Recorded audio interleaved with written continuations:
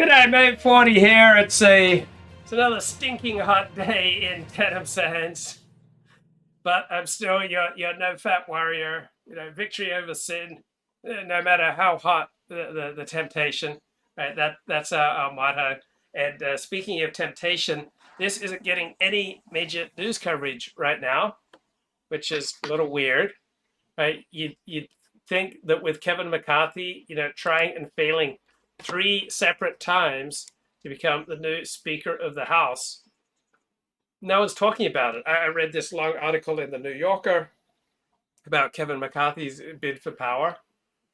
Remember back in 2015, journalist Mark Halperin tweeting, "That time, everyone in politics and journalism knew what happened, and readers, viewers, and listeners were left in the dark." So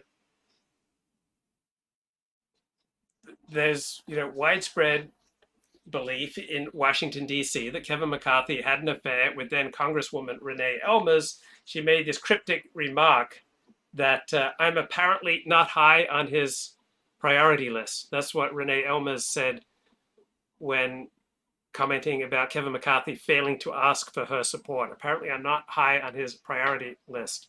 And so you had, back in 2015, some mainstream news media to the effect unsubstantiated gossip takes down Kevin McCarthy. I mean, you had this percolating throughout the conservative blogosphere.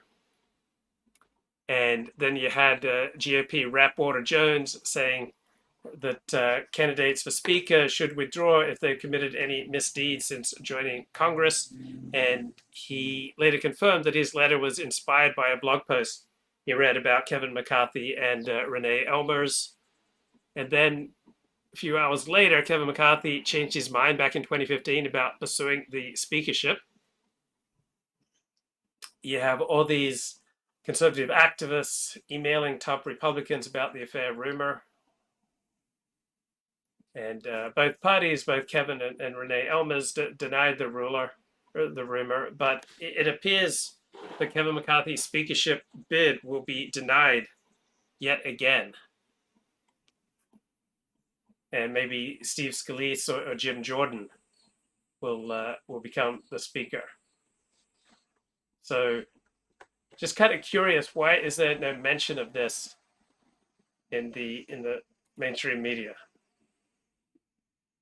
Okay, a lot to talk about today. Here is a professor at Harvard, Joyce Benenson, talking about how do women compete for partners. What is going on that a woman could actually say, I feel terrible that that woman got a really expensive car, right? That's a male thing, right? Or I feel terrible that that woman bought this beautiful house because I don't have that. And to feel as bad or worse than men. And overall, we had 22 items, women felt worse. Okay, over the last few months, one of the most interesting topics that I've learned about has been intrasexual competition, and particularly female intrasexual competition, because I think it's overlooked a lot. When we're talking about status-seeking behavior, when we're talking about competitiveness, immediately everybody goes to men as the, how would you say, the prime example. That's the flagship example of what we're talking about. A lot of your work has looked at the unique and quite vicious ways that females enact their intrasexual competition, their status-seeking behavior.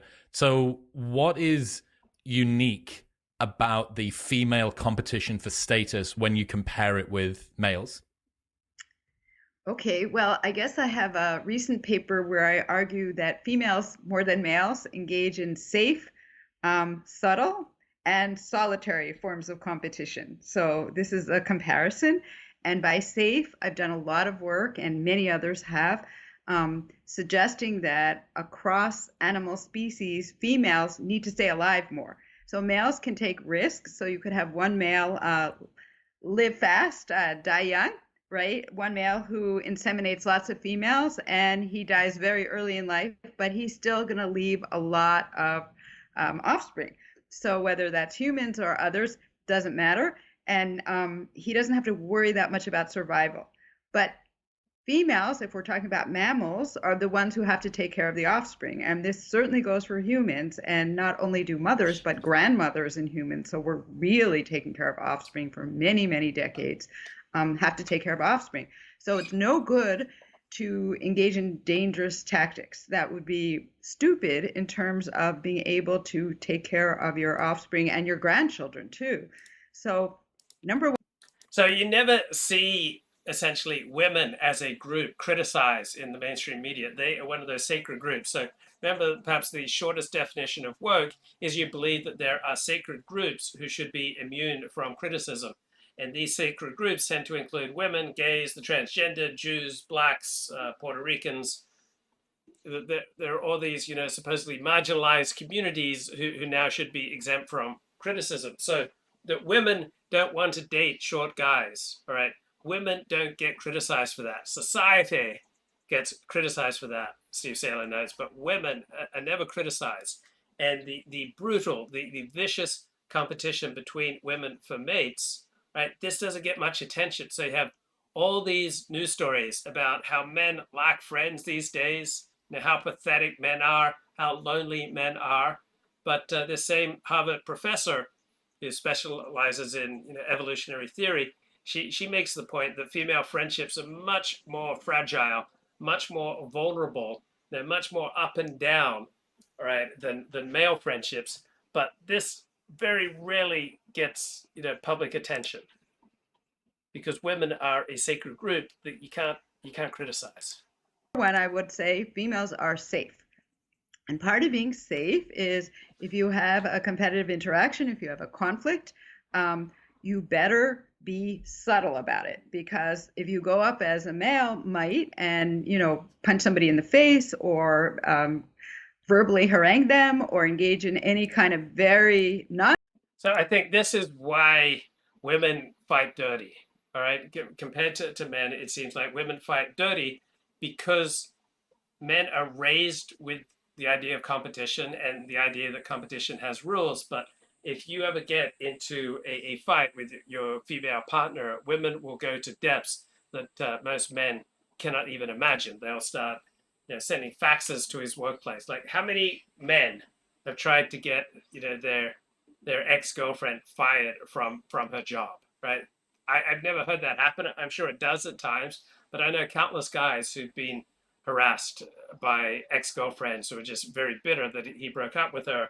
And so they try to chase him down at his workplace or at his church or at his stamp club or at his synagogue, whatever it is. The vengeance of women is, off the scale, and women frequently just fight dirty in a way that men cannot comprehend. And perhaps a large part of it is that most women have never been punched in the face. Right? Most men have been punched in the face. They know what it's like to be punched in the face. And so they don't fall to the depths that women often do when women feel threatened. Unsubtle, direct behavior, then that's more likely to invite retaliation. So retaliation obviously can lead to a lot of injury and even death. And that males across many species are willing to do that because, again, as I said before, they can still leave many offspring.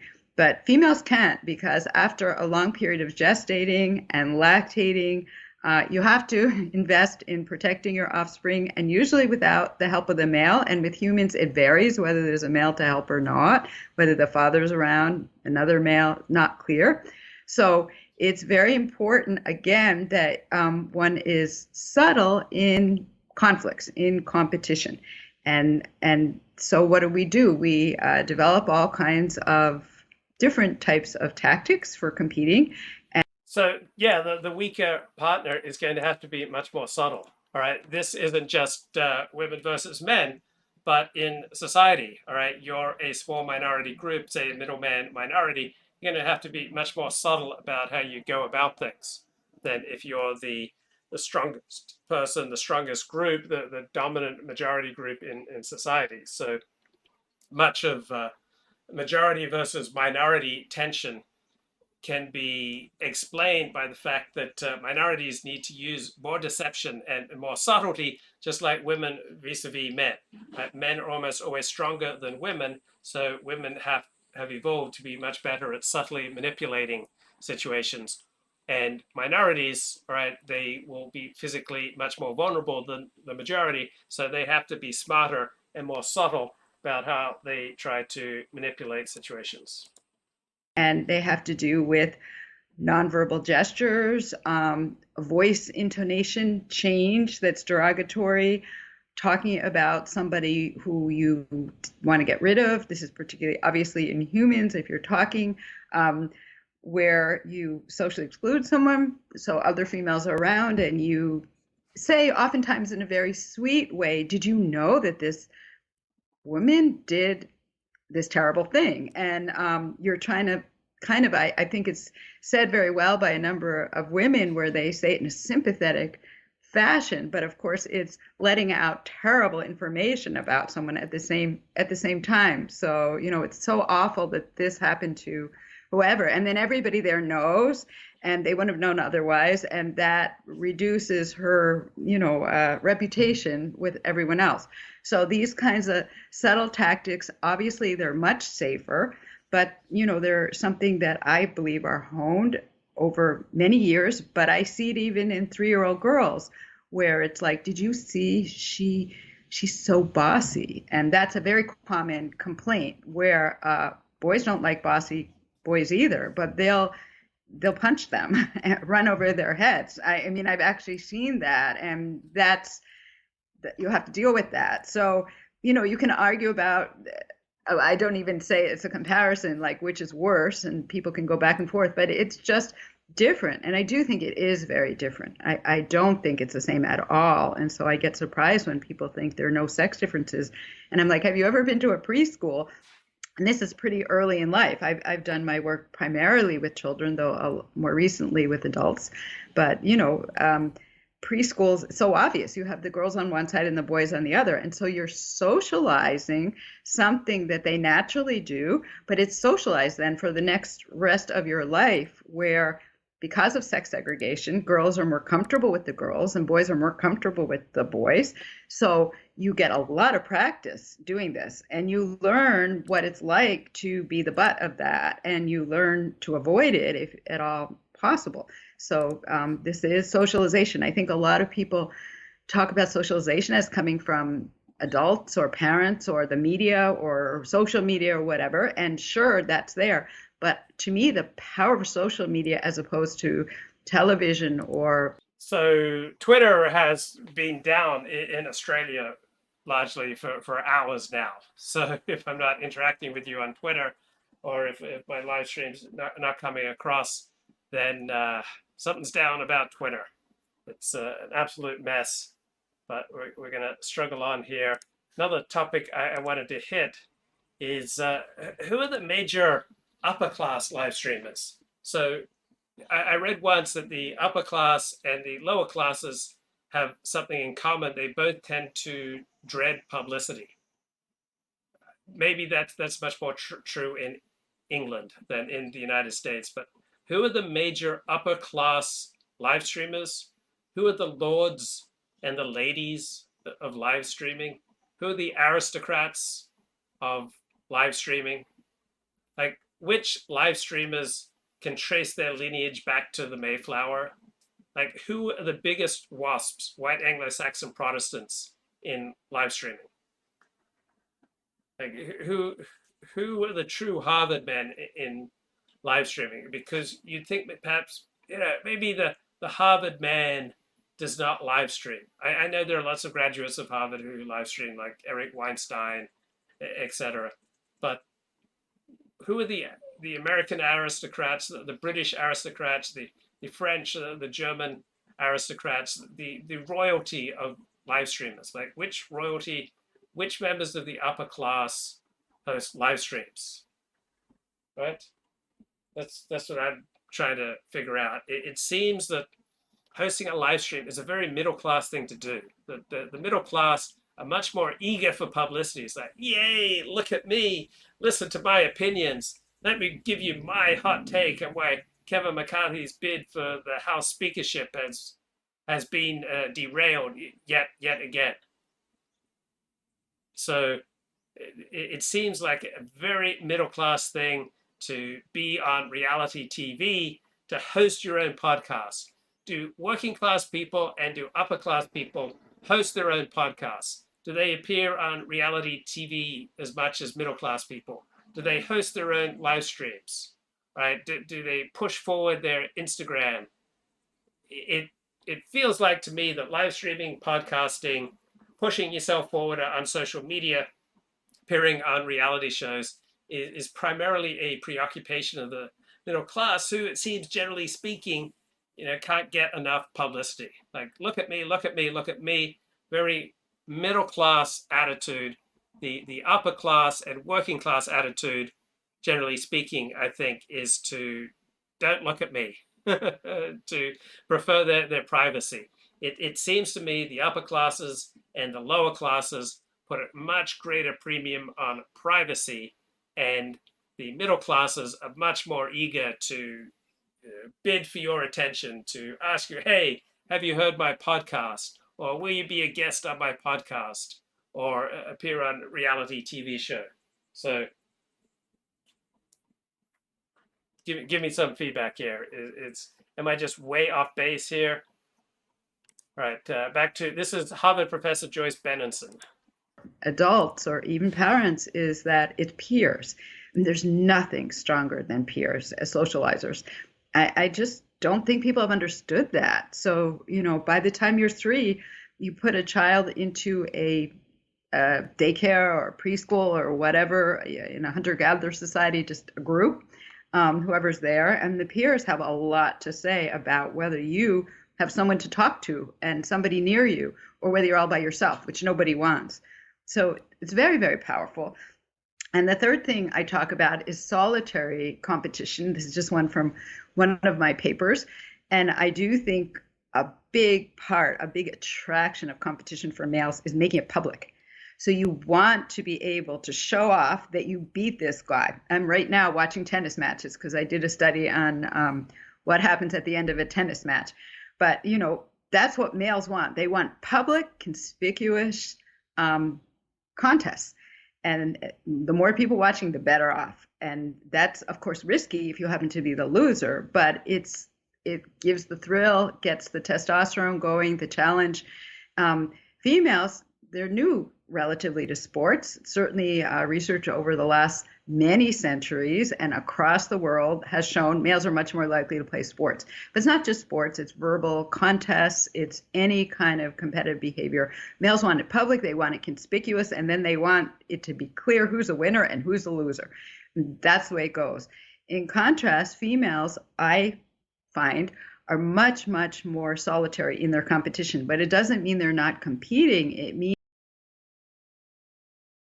it sure seems that women tend to take things very personally. So generally speaking, they are less cut out for competition. So if you produce a higher quality live stream than me, a more entertaining live stream than me, a funnier live stream than me, if you have better guests, you make more money. All right, that's just black and white, and it's no big deal. I sleep at night. And if we play a game and you beat me, all right, black and white. If we have an argument, on a live stream and you make better points, you puncture my arguments. Okay, it's not such a big deal. I don't take it personally. Maybe I had a bad day. Maybe I simply don't know as much. Maybe I'm just not as articulate, not as smart, not as rhetorically gifted, not as prepared. It's okay. I competed and I lost, but put a woman in the situations that I just described, it's my life experience. Not saying that this is science, that this is peer reviewed, but yeah, it's my life experience that women are probably 5 times as likely to take things personally as compared to men. Means that, for example, I once went to a store where somebody asked me if I was older than this, but they asked me if I was going to the local prom. And I said, no, I'm not going to the local prom. Why? And the store owner said, oh, we have to write down everybody's dress to make sure that no woman gets or girl gets the same dress, because that would be really bad. But what the girls do is they try to find who has the best dress. And that's very important. So if you can go farther and if you can spend more money and get a prettier dress, then that's competing in a solitary fashion, what I call, what kind of evolutionary biologists call scramble competition. So I'm not going into contests. I'm not going to yank your dress away from you. right? I'm not going to go over to your house and steal it. I'm not going to do something that's very direct and dangerous. Rather, I'm going to go off and I'm going to see, oh, here are the dresses at this store where everybody else is going, but I can go to a better store, or I can find clothing some other place, or just. Okay, this is Harvard professor Joyce Benenson talking on the Modern Wisdom podcast hosted by Chris Williamson. Come back to this later.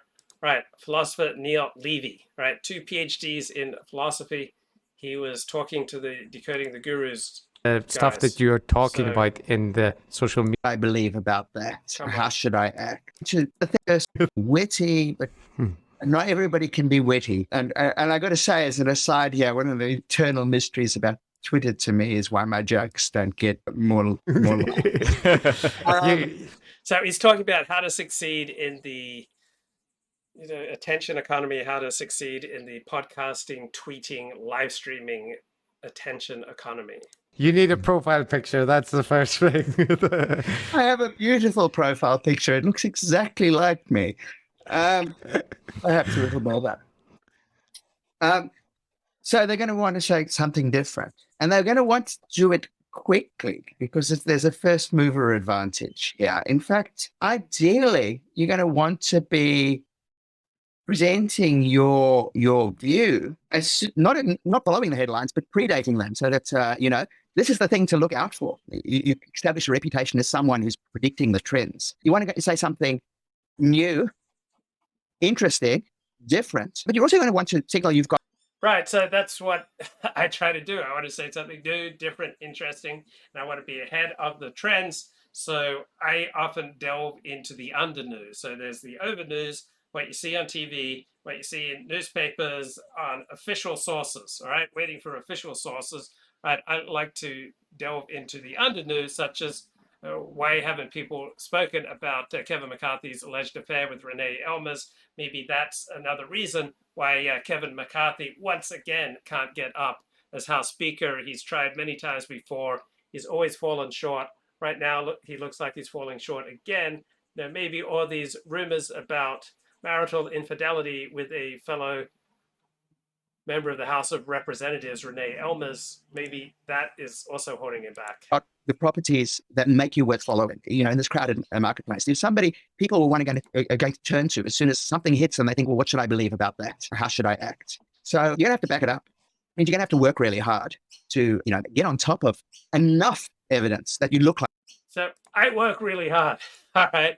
I mean, I work really hard at this because I love it.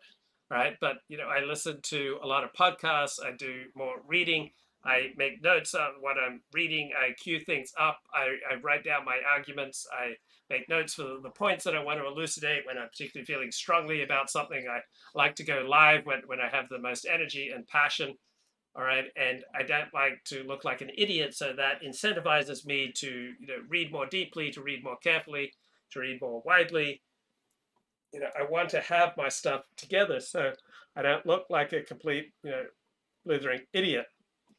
Now, this hard work that I put into doing this, I enjoy it, right?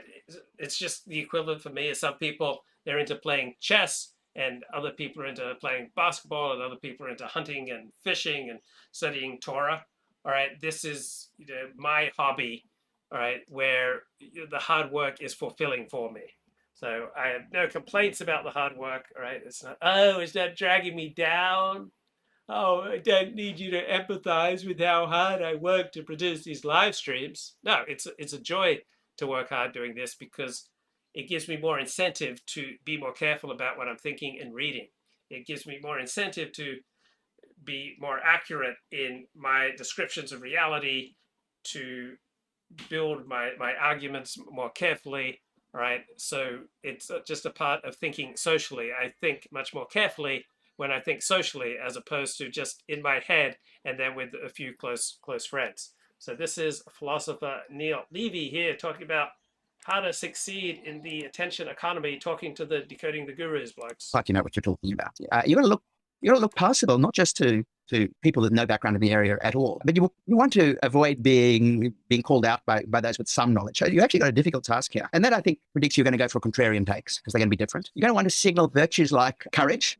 I'm not going to be bowed, the pressure from the mainstream. You're going to want to signal your autonomy. I think for myself, I don't just follow the herd. And you're going to want to signal something like, I don't think there's a word for it in virtue epistemology, interestingly, but something just like quickness of mind. I can master this literature really quickly. I can synthesize it and then produce something interesting. I don't think everybody who does.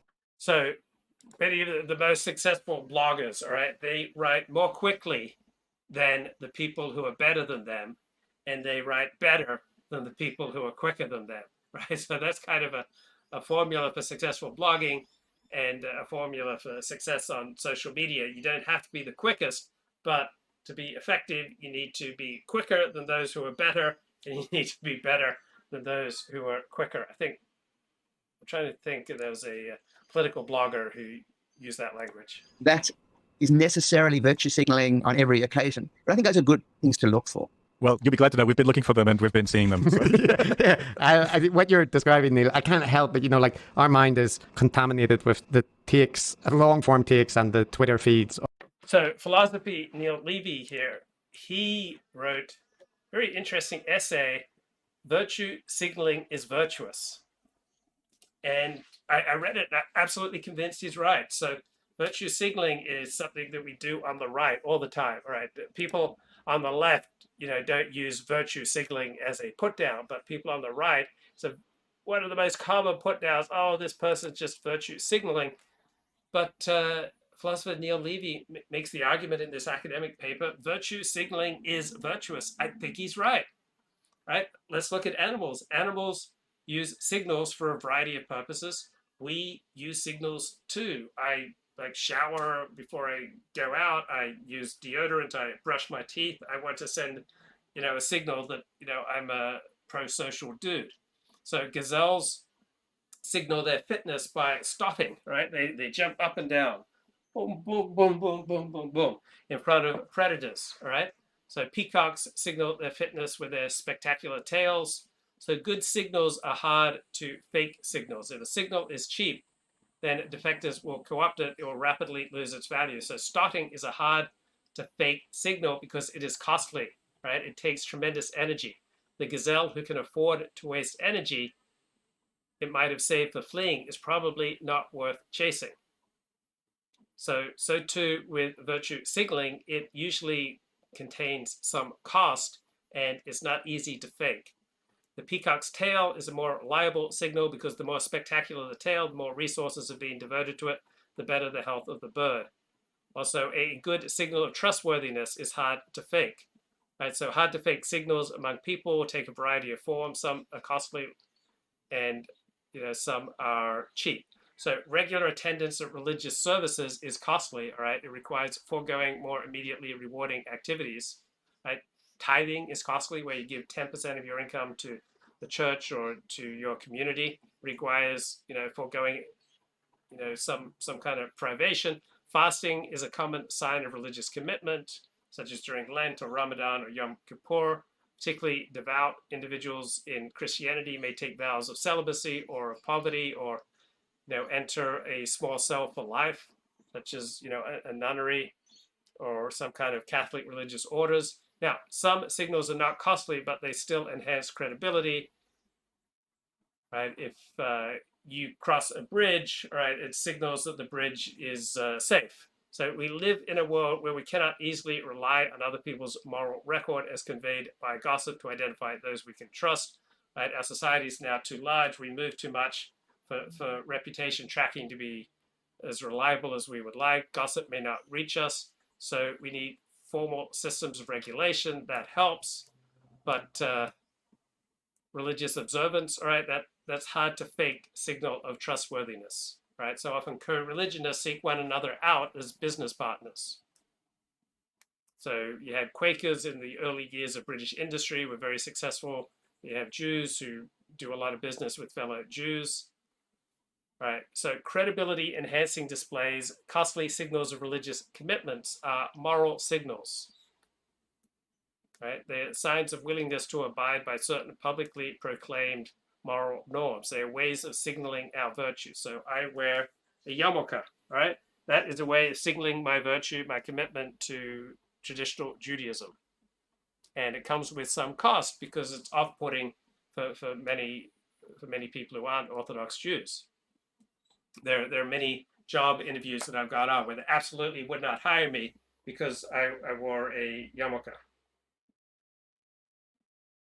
Yeah, giving a vote of confidence to virtuous behavior is a good thing. I guess, where do you virtue signal, right? That's, some virtue signaling is of no use to me. So if you virtue signal that you're anti-racist, right, that you're a socialist, that you're all for gender equity, right, that doesn't make me think that you're a good person. Right, societies are secularizing, so religious virtue signals no longer have the same power. So we've increasingly turned to secular virtue signaling. So the faithful would join in public worship with singing, with tithing, with public prayer, with witnessing about their faith, all right? And that was a way to religiously virtue signal. Strong emotions, right, are hard to fake. So if you really feel strongly about something, that's often virtue signaling.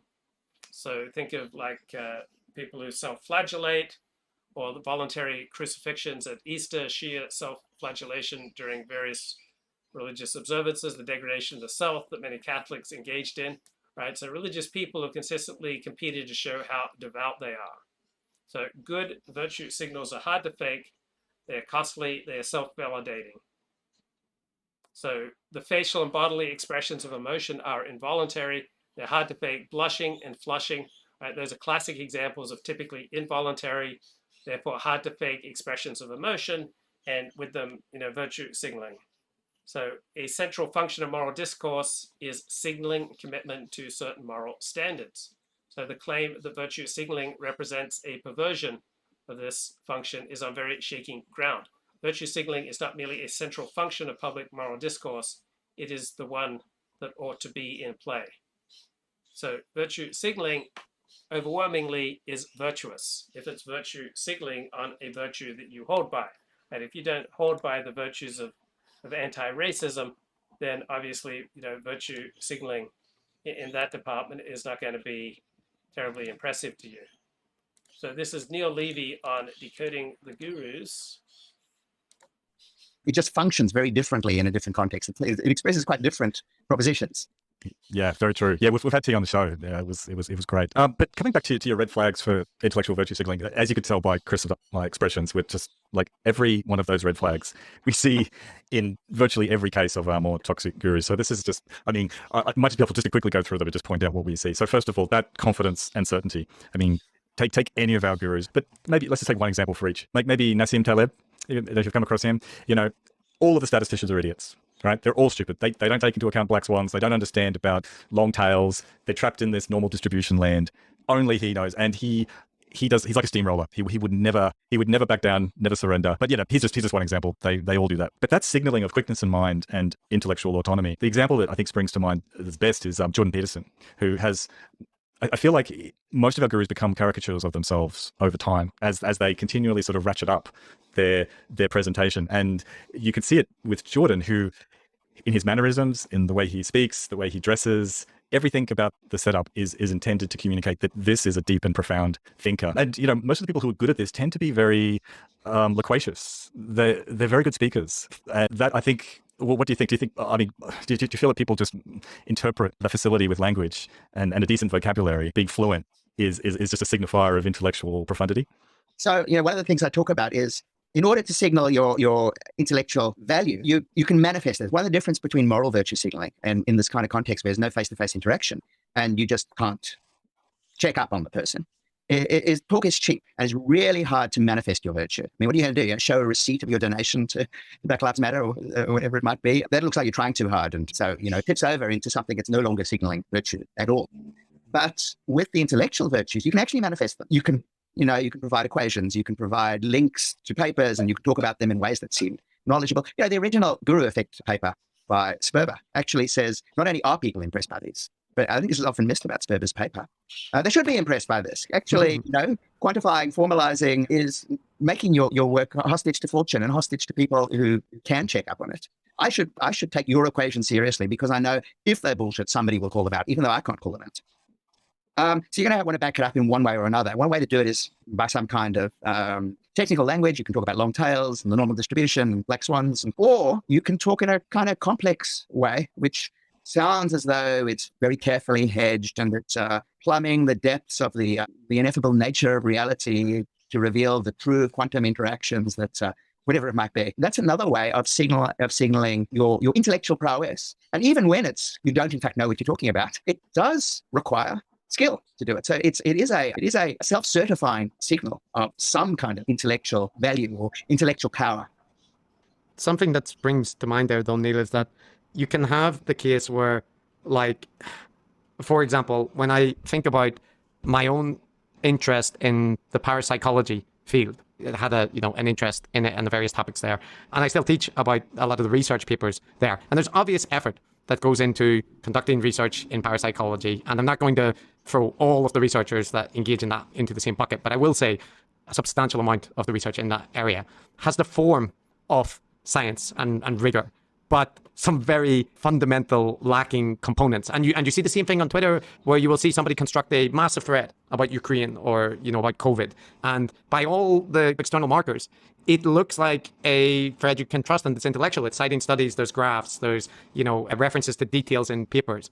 But if you know the area, and not just on COVID, but on anything, if you dig into it, you can tell it's empty, right? Its intellectual calories are not there. It's kind of all surface, and often the references are to terrible papers. The statistics are just completely misinterpreted. And in that case, it feels like while there's a skill involved to constructing it, and it's definitely like an intellectual endeavor of sorts, it's a bit like a cuckoo masquerading as something which it isn't. And it feels like, particularly in the kind of stuff we do, that there are like intellectual charlatans who are very, very good at appearing intellectually sophisticated, but who have what are ultimately badly informed and very superficial takes on things. So I'm kind of wondering, those skills, they seem like we should still distinguish between the intellectual nutrition, which is at the base of them.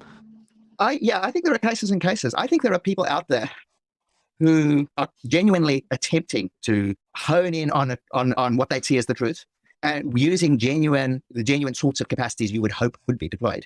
And they're deploying them with ability. It's simply that they've cut themselves off from, they no longer take testimony of people who are either their peers or... So I noticed a lot of people talking on Twitter about Lex Fridman. He's released his reading list for the next year, and most people are kind of mocking it because it's just so earnest, like with almost everything Lex Fridman does, just incredibly earnest, and it kind of reeks of something that's being performed, that this reading list is to show you what a serious intellectual he is. Many people are mocking him that he's setting aside a week to read The Brothers Karamazov by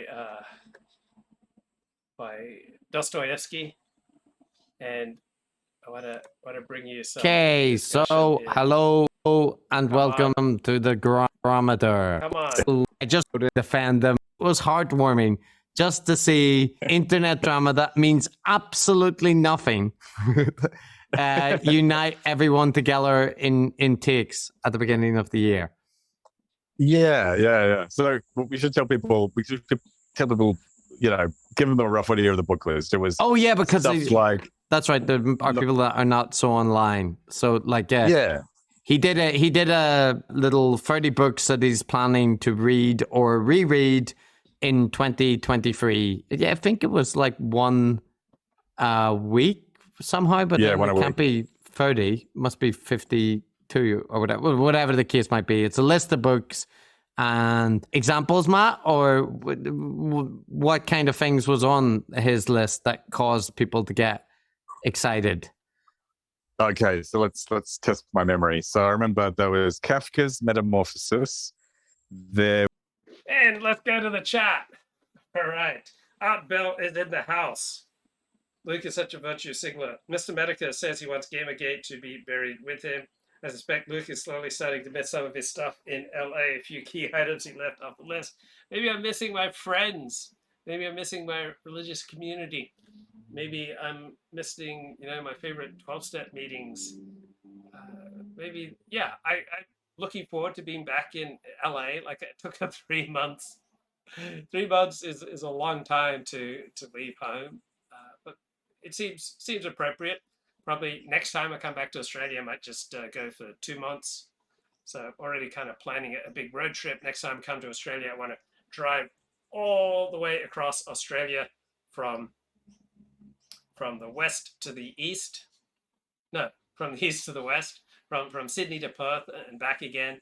And I'd also like to drive from the very bottom of Australia to the top of Australia. So I'm planning my next trip.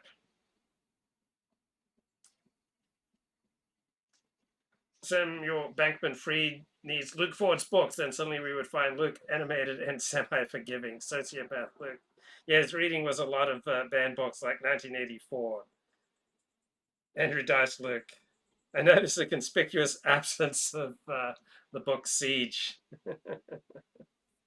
Yeah, Lex Fridman's reading habit. It just, if someone else had presented the list, it wouldn't have gotten the reaction it does. But with Lex Fridman, someone who's not neurotypical, someone who's very performative, like it just didn't seem genuine, and it's just so earnest. The mildest criticism, right? If Lex gets the mildest criticism, he immediately blocks someone. There was Camus, The Stranger.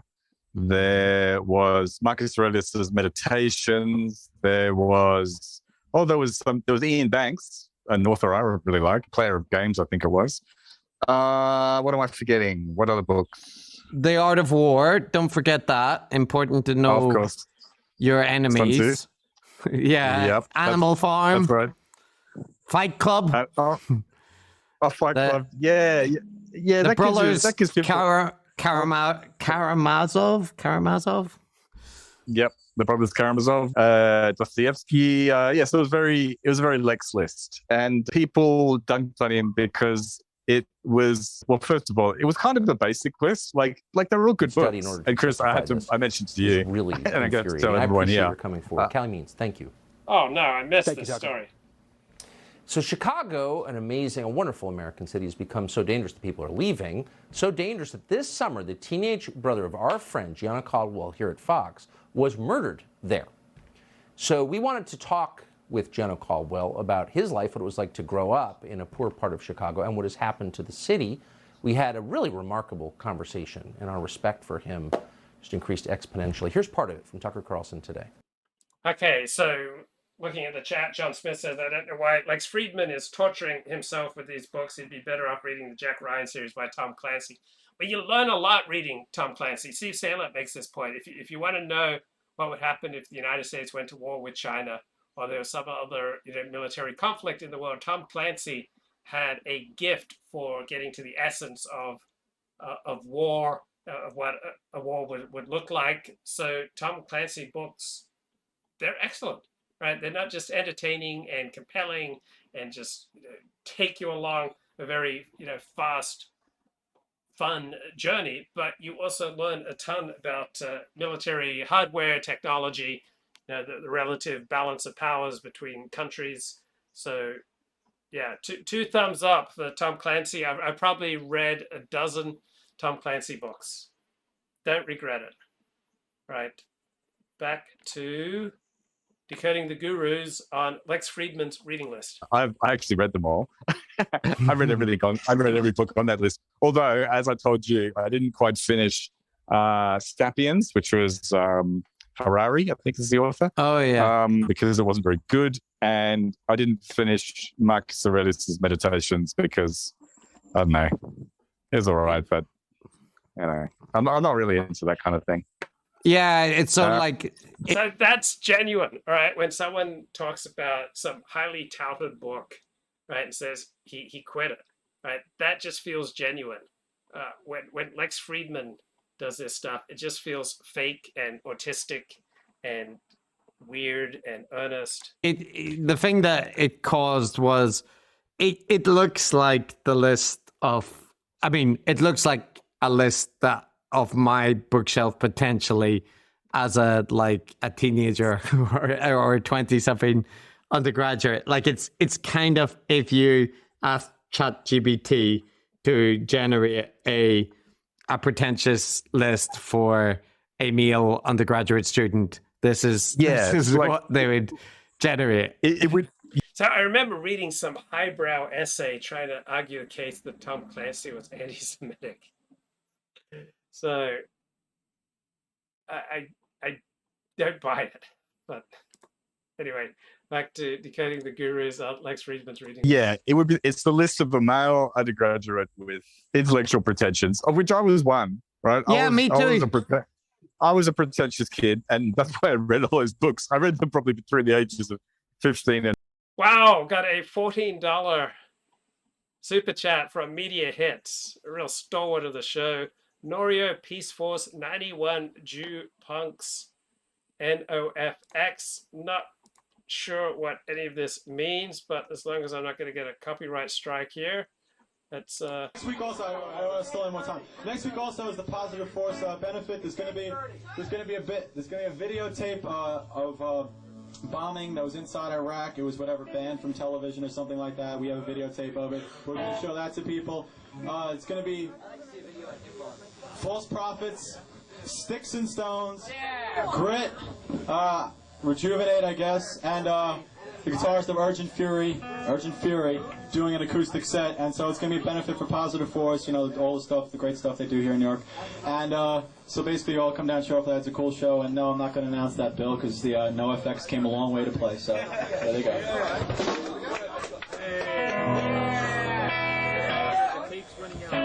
Hi. Hello.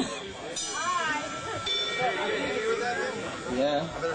We're the NoFX band. And I'm the new guy. Yeah, we're kind of changing the name from NoFX to The NoFX. Right. Kind of like a older punk rock kind of thing, you know? It's like Hammer. Can you hear you? Are you in there? Check. This is our guitar player, Steve. He got a nationality change operation. He's Mexican now. Looks good, too, huh? Not bad.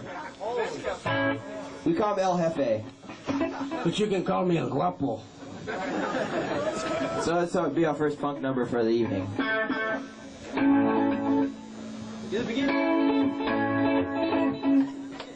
Okay, is this gonna get me a copyright strike, mate? What are you doing to me?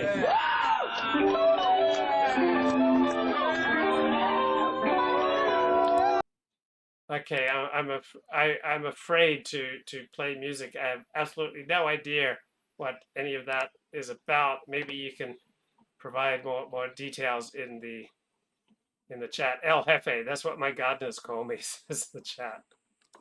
Lex Fridman's reading list. 19.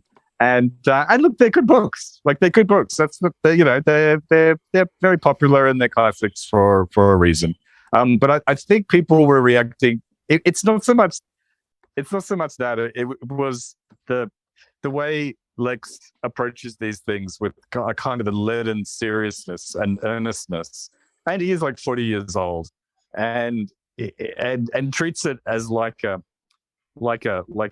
rigor or a discipline or something to sort of get through, like a self-improvement regimen.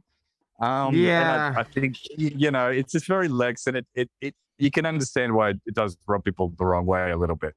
Yeah, so it's kind of perfect fodder, because on the one hand, like, it's going to invite scorn and derision, I think justifiably. And then inevitably that derision is going to be called elitist and mean, and why are you dunking on someone for just reading books? And then, you know, like, somebody else will, it's too perfect. And it's like a trap set by Wile E. Coyote for culture war people, and that's what happened. Yeah, Chris, I described it to you as like a Rorschach test for takes and for signal what you want to signal about yourself and whatever. It was a perfect, like you said, it's just a perfect little Twitter gem, because that's what Twitter's made for. That's what Twitter's made for. Absolute nonsense like that doesn't matter in the slightest, but gives everyone a chance to act just, you know, dismissive and holier than thou and all the rest. Oh, and the one I love is, like, people connecting whatever the debate about is, you know, to a larger thesis that they have about how social dynamics apply or that kind of thing. So it's like the Lex Fridman reading list criticism, it is like not important, except it highlights this dynamic, which is very important, right? And you're just like, oh, it's and you know, by engaging in meta commentary on it, we are part of that ecosystem. We are no better than the other. It's just, I think the one thing that like that you can win slightly by is by like like the thing which gets me is it's perfectly fine to dunk. And it's perfectly fine to be like not to complain about dunkers or whatever, but like just, you know, just own it in a sense, right? Like if you want to defend Lex, like just defend him because you like him. If you want to dunk on him for it being like, you know, if you just want to dunk to have fun, then just dunk and have fun, but don't claim it's some. Don't invest it with gravitas. No. Yeah, it doesn't matter. I mean, and you know, look, I saw people defending it, you know, for the obvious reason, which is like, he's just a guy. He's, you know, he's in very Lex fashion. He's earnest and he's simple and naive, and he's sharing his book list because and you know, what's wrong with that? You know, anything that gets people reading is a good thing. These aren't bad books. You know, why do you have to be so negative? So I saw people defending him who don't particularly like him and don't know anything about him. I think that's it is a reasonable point of view. No, I mean, it is, but it's just, it's all, man, come on, like, not come on, man, that's out of too harsh, but I mean, like, I just got you know, Neil Levy talking about intellectual virtue signaling. Okay, let's try out Tucker Carlson here. Puffing for us until tomorrow night. No, it's finishing. There's a lot going on, so that'll be an interesting show. In the meantime, have a wonderful evening. No, sorry. I totally blew it tonight. Right, like, I can't help but think about that when I see people trying to give, like, you know... This was intellectual virtue signaling all the way down. So Lex's original thing was like almost... I mean, he's not sort of virtue signaling. He's very earnest, right? But he is attempting to... He's attempting to increase his intellectual virtue in his own way, which is genuine, because I think he really does want to read these books. And that's his brand, right? To share that with the world. And the people that were dunking on it for being basic were also intellectually virtue signaling, right? And because the people defending it, saying like, actually, these books are important and blah blah blah. It's like you say, that's what Twitter is for. in a sense. And like Lex posted today about getting cancelled for his reading list, and I was just like, you're not cancelled, you're just getting dunked on, right? That's not cancellation. That's and he also said, you know, life is more fun when you help people succeed instead of wishing for them to fail or whatever, you know, a kind of Lexi thing. But I was just thinking about, you know, that sentiment. You also saw, which inevitably happens when this kind of dunk happens, Lex just blocking loads of people, you know, for like mild criticism and them saying, oh, I don't think you're going to be able to read that book in a month or a week, and he blocks them, and you're just like, like he blocked. I saw a thing, like he was a total fan, like a big fan of Lex's, said, you know, great reading list, etc. But I don't think you're going to read The Brothers Karamazov in a week. Block. And he's like, why did you block me? Yeah, but that's the thing, which Lex, all this stuff about, I love all my haters equally. And, you know, it's just, it does not match up with his, like, you know, his etiquette or that. No. And that's a good lead in, Matt, because, like, the reason for mentioning Lex in this circumstance is he actually managed to, in almost every message, he includes like, Twitter has been really fun. 2023 on Twitter is going to be really interesting and stuff, right? Because he just has to constantly signal to Elon about how fun Twitter is now for him. And, you know, after we listened to the Elon content, this was something that we we noticed all over the place. Just the amount of crawling directed towards Elon. It's yeah, it's it doesn't feel good. It doesn't feel good. All right, Dave Pizarro, very, very bad widows. There's a podcast with a philosopher, okay, my dad, and psychologist Dave Pizarro. Okay, it's interesting in its emptiness. Let me just leave it at that and let the email Tamler. Okay. Don't email me. I think that's appalling. That's worse than you not having seen The Third Man. Although you now have seen The Third Man, right? Yeah. Been on a big noir kick, yes, which I would like to take a little credit for. You definitely deserve credit for this. Okay, Big Lebowski is in fact a better film than Pulp Fiction, and rightly so, even if he cannot adduce empirical proof to that effect. But any serious discussion on the relative merits of modern cinema must include at least a brief mention of Swingers from 1996 featuring Vince Vaughn when he was still skinny. Good point. Jon Favreau, Ron Livingston, and a pre-roller girl, Heather Graham. By any measure, this was a huge oversight and maybe even a moral violation. The only thing I want to say is there are two categories of film. Well, there are many categories, but there are two categories of good film that is relevant to this particular comment. One is a great film for its time. Like the kind of film that you really enjoyed watching. You probably enjoyed watching 2 or 3 times. Lots of funny moments. But when you watch it now,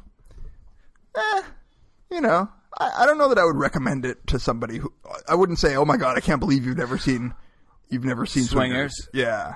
Well, okay. I mean, look, I actually think it's a movie you can watch a few times, maybe not too many times, certainly not as often. Well, this is not the timestamp that I expected here. Come on. I also don't have as much of a inclination in even when it helps me to obey authority or right. What if they were German, like the other person on the other side? Oh, well, then I would do it even. Yeah. Well, I mean, eye for an eye, right? What if they were from one of those minorities that really aren't worth as much as you?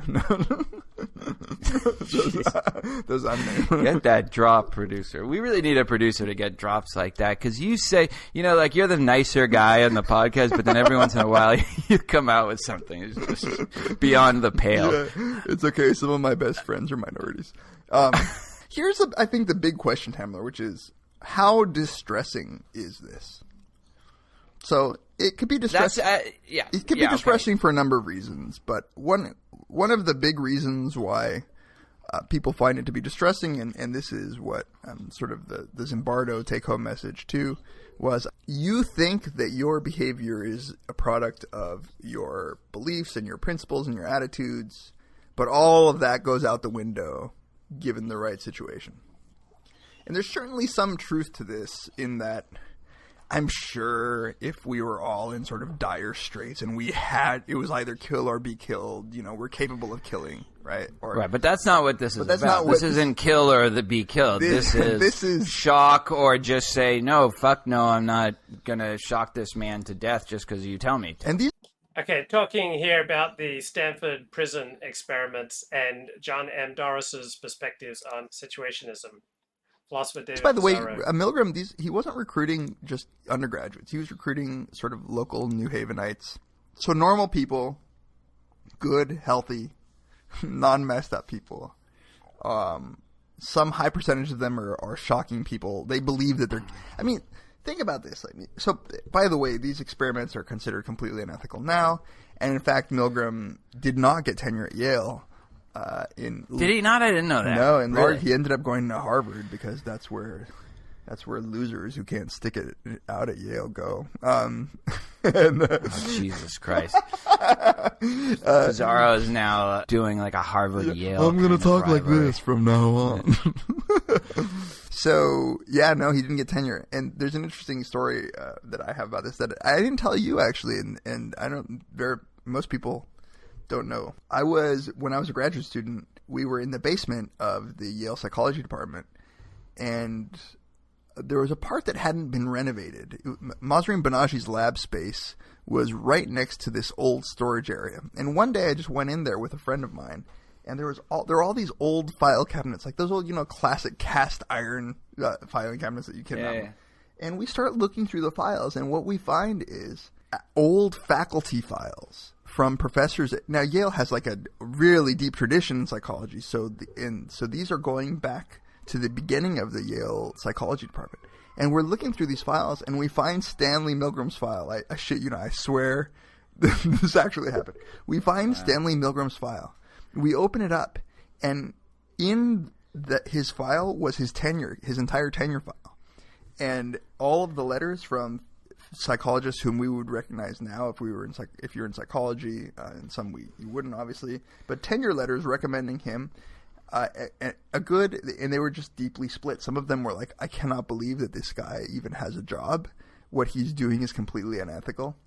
And I kind of agree with those. I mean, he was convincing people that they were, I was giving. Has there been some sort of report on what those people, the people who were in it, who went all the way, the 65% of the people, how they felt about themselves afterwards? Like, what kind of debriefing can you do? We were giving Dan a hard time about like people like stealing $1, and these people like left thinking they killed somebody. People think they killed somebody, they were all capable debriefed. of killing somebody. They were all debriefed, and they were very. Well, of course they were debriefed, but like, how do you debrief that out of somebody? Yeah, I don't know about the follow-ups. They still do it though. I mean, not in America, but in England, one of the replications we'll link to. There's one, and you see they're tortured. These poor people. Your heart goes out to them because it's hurting them to do it, but they still do it. They still press. Man, I really screwed up on the timestamps. There were some hilarious moments of this episode. Right, Very Bad Wizards is the name of the show. Right, David Pizarro and his co-host here, Tamler. Oh yeah, Sudafed. Yeah. That's why you have to show your driver's license to buy like pseudoephedrine or whatever. Like, do you still have to? Because I don't think we had to. California, you do. Yes. In California, you do. Yeah. Because there was every fourth house was just a meth lab. It was a meth lab. That's my kind of town. Well, rural Minnesota. Who needs fuck teeth? It's like it's at this point they're vestigial. What with modern dentistry. Have you ever done like really good speed or something like that? No, like actual meth. No, I can't say that I have, and I think that at this point I've admitted enough that I would admit that. Yeah, well, I have. Why are you still fat? What? Why am I still fat? Just kidding. You're not fat. No, you think I'm fat? No, all I'm saying is I get it. Yeah. I get why people are at. It's not like this thing where it's these people have to be crazy. I mean, it's good. I mean, fortunately, right. I only did it once or twice, and I can never get addicted to any drug because everyone thinks automatically that I'm a narc. That's just everybody's first assumption, right? And then they say that to me. I hope we haven't talked about this. No, we haven't. I can guarantee you. People will say, people say, "Are you a cop?" And I'll say, "No, I'm not a cop." And then they'll say, "You have to tell me if you're a cop." Yeah, I don't know where that urban legend came from. Can you imagine if that were true? Like if you actually had to admit that you were a cop, like how many undercover operations would just be blown? And not only that, but the idea that this little 18, 19-year-old is going to remind an actual undercover cop. It's like, oh, yeah, shit, I forgot about that. Okay, yes, I am a cop. Sorry. God damn it. Well, I'm glad you reminded me, else this has been a clear case of entrapment. And actually, I guess entrapment is sort of a theme for the show today. In some ways, wow, this is a good segue. The situation is like an entrapment for people in terms of doing really immoral things you wouldn't think that you were capable of. And that's what we're going to be talking about today. But let's first try to introduce a segment on listener email. How do you feel about that? Or listener feedback. And we're doing this in part because we want to thank the people who have sent us some emails. But they will learn about us. That's the only reason I care. So like us and then do whatever you want. Yeah. Okay, so Chip Ellsworth III, I assume not his real name. That would be really weird if it were. Be a coincidence. Yeah, coincidence if it were. Left us a very nice review on iTunes. But he ended it with, quote, "But I do have one complaint. At one point, Professor Summers," very nice of you to refer to him as Professor, "argues that The Big Lebowski is in fact a better film than Pulp Fiction, and rightly so. That's my beef. Whatever. We won't get into why Pulp Fiction." You really have a huge beef with Big Lebowski being better than Pulp Fiction? Well, and also, I mean, that's just the stuff you just skip over when you're watching it again on DVD. Yeah. But let me say this about Swingers also is, and I'd be interested from some of our younger listeners, some of the modern replications, but you can also see some of the original videos. So the original experiment was designed by Stanley Milgram, right. And so describe the experiment. Right. So in a nutshell, because I suspect many of our listeners will already be very familiar with this, but the gist is you bring someone into the lab and you tell them that they're going to participate in an experiment on learning, which was the dominant experiments during this time were learning experiments, right? These were from rat and pigeon learning all the way to human learning. The question was, how does reward, reinforcement, and punishment affect learning? That's the cover story. Seems really plausible. You tell somebody that what you're interested in is the effect of punishment on learning. And this is, by the way, why we played that wonderful Ghostbusters clip at the beginning. With Bill Murray. You got to see it. We definitely post a clip. He's just shocked. It couldn't be more inappropriate. All right. So there was nobody on the other side. No one was getting shocked.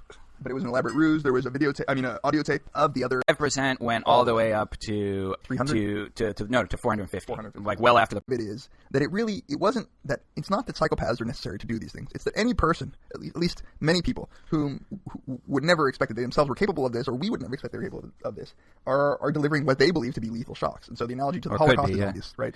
What do you think you would have done in that situation? I mean, I know this is the whole point, is you can't answer that question with any confidence. I'm pretty sure. But assuming that you didn't know the setup of the experiment, what category do you think you would have been in that? It's hard to answer, but here's my answer. Given my level of say intelligence and education, without being a psychologist and without being a social psychologist who has to think about this all the time, I'm pretty sure I would have done it. You would have gone all the way. I'm pretty sure. I think that it's what I've chosen to think about in life that has made me. I'm sort of pre-committed to if I think that I'm going to get into one of those situations, I've now pre-committed to not doing it. But I'm pretty. I don't know. I'm pretty. You'll conform. Yeah. Well, conformity is a weird word in this case, but I think I don't want to upset authority. It's not like. I don't think of the Yale psychology department. And we're looking through these files, and we find Stanley Milgram's files. Yeah, exactly. Like, what? It's just, I know. Like, how am I supposed to react to this kind of laughter? So, okay, here's let's get to the point about the takeaway message. Okay, here's the strong conclusion. Nazi Germany can happen any given. It could have just been me and you.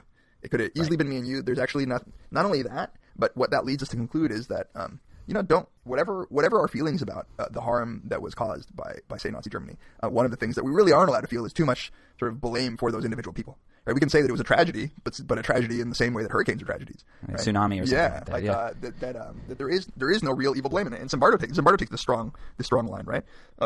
He takes it mostly. We could talk about that in the second segment. He takes it for everybody that's not at the top. Right. That's not because he blames the situation, but then he also blames the people that are framing the situation. So he might blame the Goerings and the Hitlers and the Himmlers of Nazi Germany as setting up this kind of situation where otherwise good people could do horrible things. Right. So I guess is Zimbardo saying that there is responsibility?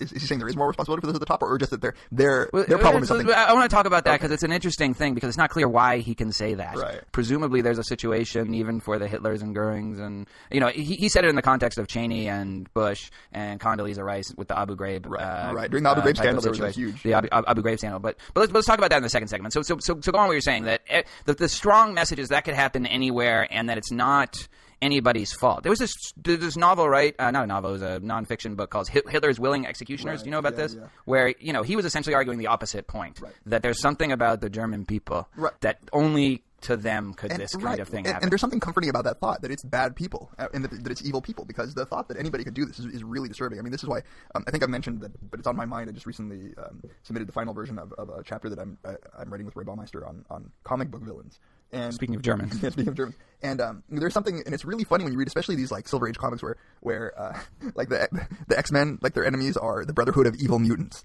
like they would actually call themselves evil, like, and go around like, yeah, let's do evil. It's ridiculous, and it would never happen because the people who are actually doing those things don't think that they're doing evil, but it's really well. That's the question, right? Do those people in the Milgram experiments think that they're behaving? If you ask them right now, is this the right thing to do? Do they think they're behaving in a way that's morally acceptable, or do they think that it's morally unacceptable but they can't help it? It's just it would be interesting to get into. I always wonder, another experiment, the Asch conformity experiments. We'll link to these two. It's a very whether they actually believe it, famous one. Whether they act, they show these lines. No, in the experiment. In those cases, they actually say, no, see, I knew it was wrong. Like they say that after. And a lot of people in the Milgram experiments, they at the end, even though they went all the way, they're like, see. They are like, I knew it was wrong to be doing. Like, thank God it wasn't real. Is that just post hoc? It's like making yourself feel better. That and $1, it's like at that point, if that and $1 gets you what? Like blowjob? The Holocaust. Like it really doesn't matter what they're saying afterwards. Like imagine like all the Nazis saying like, well, yeah, I told my commander, like. No, I know. Yeah. It doesn't matter in terms of if you're one of the concentration camp victims, but it's an interesting question whether the sort of the phenomenology of it is, you're so transformed that you actually your moral categories are upside down and you think what's wrong is right and you actually think I'm doing the right thing, or whether it's like when you eat veal or something like that and you're like, I know this is wrong, but I can't help it. And that's I know a good you question. don't. And I suspect that both things are going on, and maybe the ones who are actually have the power to make the decisions think that they're doing it for the greater good and then they justify it, and then maybe the underlings are not. But I don't know if it was answered answered well. And in fact, what I'm saying is pretty anecdotal from the reports of people after the experiments. So I don't know whether or not people had convinced themselves that it was for the greater good, or whether they just felt like they had a gun to their head. And I think that part of Milgram's point is just me being in a lab coat and telling them to keep doing it feels like you have a gun to your head, and that you're willing to do all kinds of crazy things. And there's a bunch of other dynamic. The way that it's phrased, the experiment requires that you continue, means that it's not you that's doing it. It's the experiment that's doing it. It's a way of distributing or deflecting the responsibility from what you're actually, so that it's not you that it's sort of like it has to happen, and you're just happen to be the conduit of it. Right. It's like it's almost excluding you from future moral responsibility. That's right. Yeah. So okay, let me just, before we take a little break and talk more about sort of the sort of philosophical implications and whether this view is right or not. Let me just say that this experiment, combined with the Stanford prison experiment, and then really just combined with a great deal of social psychology showing the power of the situation to override basic sort of individual differences, like, you know, showing that maybe personality variables that we think of as stable and of causing behavior really aren't that stable when you look at the influence of the situation. That is, you know, extroverts on a personality test can easily be made to be introverts depending on the situation, and vice versa. And really, this is the deep tradition within social psychology to try to argue this point, that the situation engulfs, right, it overwhelms anything like character. And when you get into the moral domain, this has some really, really serious implications. The Milgram and Zimbardo stuff they're just particularly good examples of this, but there's plenty of other evidence. And this has led some philosophers to conclude, hey, maybe this whole moral character and virtue and vice thing is just not the right way to view human behavior. Maybe people just don't really deserve to be praised for their character. That's exactly the. So I've often talked about the importance of situation, that people don't really have moral character because we're different people in different situations. But this is philosopher David Pizarro arguing against situationism, that this idea that people is just simply different in different situations, no such thing as an essential moral character. Right, another $5 super chat here from Media Hits, wanting me to play Swedish soccer riot footage, but it's just the same link. I think you sent the wrong link, Media Hits. So send the right link. What we should talk about in the second segment. So let's take a break, and we will be right back. How did it harm you? How does it harm you? Just to think about it, mean that people can be like that? Yeah, it let me in on. This is a discussion of the famous Stanley Milgram prison experiments. I think he conducted them at Stanford University. Some knowledge that I've never experienced firsthand. I've read about it. I've read a lot about it, but I've never experienced it firsthand. I've never seen someone turn that way. And I know you're a nice guy. You know? You understand? I do. I do know you're a nice guy. I don't get that because I know what you can turn into. It surprised me that no one said anything to stop me. No one said, Kermit, you can't say those things to me. Those things are sick. Nobody said that. They just accepted what I said. I said, go tell that man to the face he's the scum of the earth. And they do it without question. They do push-ups without question. They'd sit in the hole. They'd abuse each other. And here they're supposed to have they're supposed to be together as a unit in jail. But here they're abusing each other because I requested them to. And no one questioned my authority at all. All right, well, that's a clip from it's 2 months after the Stanford prison experiment, which took place in 1971. It was an experiment where they randomly divided college students, not all from Stanford, but college students who were psychologically screened so that they were psychologically healthy individuals, and they just flipped a coin and said, half of you are going to be prisoners, half of you are going to be guards, and then they put them in a prison kind of environment, and Zimbardo played the role of the prison superintendent, and he said, all right, well, now you've got to keep control of these prisoners. And after, I think, like a day and a half, already one of the prisoners had a nervous breakdown. By two or 3 days, there was already horrible, humiliating techniques used by the guards. These were just college kids. It's funny because in that clip, it's like those two are such the perfect, sort of exemplars of hippie. The sort of hippie and the authoritarian. Well, this is what he said about that. He said, there's a lot of social movements, the hippies, love-ins, be-ins, he says. I don't know what that means. He said, I should have challenged him on that. What the fuck is a be-in? I don't know. Is that like the bottom? Phil, what's a be-in? It's like the top versus the bottom, I think. The beat poets. What is a be-in? In fact, I request the audience. I would like the audience to let me know what a be-in. It's BE/INS. All of it was here, and he said he thought the real reason he started the experiment was to see to what extent people would question authority, rebel against it. And he turned into a douchebag authority figure in the process. Himself, right? That's the most. I strongly urge people, first of all, to read my interview.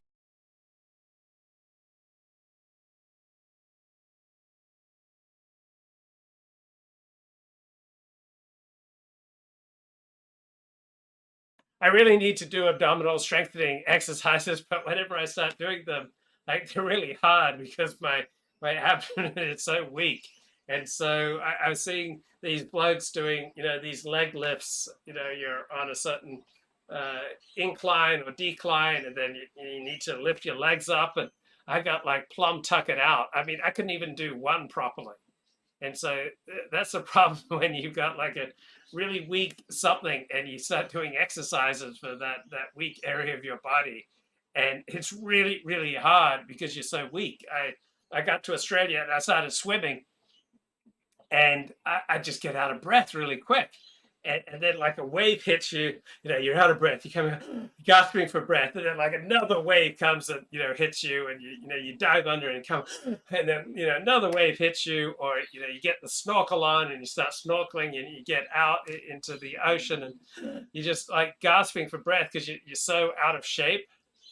Man, I haven't been doing my crunches like I should. And I need to work on those leg lifts, right? I need to get my beach body back. All right, David Pizarro and company, a couple of philosophy professors here, talking about the importance or lack thereof of situation, moral character, the Stanley Milgram prison experiment. With him, but especially to read his book, The Lucifer Effect, where he gives it, he lays bare his own role and his own guilt about conducting the experiment. I didn't even finish describing it, but by the third day, there was a prison riot, and there was all sorts of sexual humiliation tactics that the guards were using against the prisoners. There was a hunger strike by the fourth day. By the sixth day, they called off the experiment because it was they called off the experiment because there was a number of breakdowns, psychological breakdowns already, but also Zimbardo said because his girlfriend at the time, who ended up being his wife, just said. Okay, so Media Hits wants me to play some more punk rock footage. This is Someone's Gonna Die. I'm sure there will be copyright violations if I play the music. But here we go. Listen to philosophy professor speak and get some punk rock footage. What the hell are you doing? Yeah, she was a graduate student at Berkeley, and she said, "What are you doing? You can't keep doing this," and sort of shocked him out of his own role as the prison superintendent, which he had gotten so wrapped up in that he had forgotten he was a scientist. So first of all, on the third day, this is really funny too. Zimbardo, as the prison superintendent, he actually he got obsessed with the idea that there was going to be a prison break-in, like some other people were going to try to break the prisoners out, some other students, and he called the police. He calls the police. Police like, what? Like, this is what you can't. We're not going to do anything about it. And he's like he's a psycho. But then a visiting colleague, he says, asked them, came in to observe. And he says, "What's the independent variable here?" And this is what he says from his book. He got really angry at the guy. He says, "Here I had an incipient riot on my hands. The security of my men and the stability of my prison were at stake, and I had to contend with this bleeding heart, liberal, academic, effete professor whose only concern was a ridiculous thing like an independent variable. You effete, liberal, academic. I have a break in my hands. What are you talking about, independent variable?" And that was on the third day of the experiment. So not only had there been just a breakdown with the students, and there's really interesting stuff also in the book about he brought in this parole officer, someone to play a parole officer who had been in prison himself for 20 years and had gone before parole boards 18 times and been turned down, and he became a total dick, like a one person who you would think would be so sensitive to. So the idea of this, and we saw that a little bit from the clip, is that you adopt the role that you are given, and you take on that role. You're not you anymore. All I want the whole time you're telling the story, all I want to do is there's a Family Guy episode where Stewie travels into it doesn't matter what's going on, but an apartment gets burned down, and there's two firemen who are standing outside of the ashes of the apartment, and one of them says to the other, and it turns out that the stress candles caused the fire, and they both look at each other and go, "Irony." That little irony is all I want to say about Zimbardo. Like day three, he's becoming like a prison guard. So that is the main takeaway message from yeah. that. Is that it might relate kind of loosely to a Family Guy episode. By the way, I just downloaded TED, but I actually paid for it, which is something you wouldn't necessarily understand. Yeah, but did you see TED? Mm-hmm. I love TED. And I did not pay for it. It's great. All right. So this is again what you were talking about when we were closing out the first segment, the very lengthy first segment, is that this question of whether we have these kind of character traits, and there's a major tradition in moral philosophy called virtue ethics, which the whole point of it is that. Excuse me, I just burped because of the beer. The whole point of it is you build these character traits, these virtues, like courage and generosity and empathy, and so that you will behave in virtuous ways across a wide range of situations. And this seems to fly in the face of that, because here you had these normally, as one hippie says to the other hippie, "I know you're a nice guy, but you are making me." This was the John Wayne guy with the scary Cool Hand Luke glasses, mirror glasses, who he's like, "I know you're a nice guy, but you were putting a bag over my head, making me naked, like starving me, and like the Abu Ghraib stuff, which is how Zimbardo got back into this thing, and it just sort of flies in the face of this idea that we can count on our character and our moral education, I guess. So Aristotle, I think has a wonderful take on this, and like how you sort of develop these virtues in your life so that you cultivate the right sorts of inclinations and emotions and habits, and you become a good guy. And Zimbardo here, it's day three, and they're poking each other in the ass. Like, I was like, literally, Zimbardo doesn't talk about this stuff, but like the Abu Ghraib stuff where they're like making them do lewd sexual things to each other as prisoners. And that's what they were doing in the Stanford prison experiment. I know. If you look at the pictures from both, they're eerily similar. Eerie. And it's not, you could say about Abu Ghraib, whatever, authoritarian people joined the military to begin with. These guys were randomly assigned to be prisoners and guards. And they knew that. It was a coin flip. Right. So it's scary, and it does fly in the face of virtue ethics and what Aristotle says, and naive human psychological beliefs. Like, I think that there are good guys and bad guys, and what the takedown here of social psychology is there's no such thing as good guys and bad guys. There are guys and gals put in good or bad situations. Now, let me ask you. That's sort of the extreme view. That's the extreme takeaway message from these experiments, and it's something that John Doris, the philosopher. Here's one little bit of sociology and philosophy that I can tell you. John Doris was somewhat revolutionary in using these experiments in social psychology to challenge. Right. Let's put up a link to Doris's stuff because absolutely, he has a really good book called Lack of Character, where he marshals out all this empirical evidence that challenges the idea that we have these stable character traits that will apply across a wide range of situations, and we'll put up links to that. Now, before I give my view on this, what's your view on it? Let me. So this famously in social psychology is not. It didn't center around necessarily the moral virtues and the whole character approach. But in the '60s, a psychologist named Walter Mischel really challenged. His beef was with personality psychologists. So it wasn't really necessarily about character, but it was about traits. But in particular, it was about personality traits. And what Walter Mischel argued was that if you look at the data, any given situation captures the variance, right? In the lingo of our field, what captures the variance is the particular situation.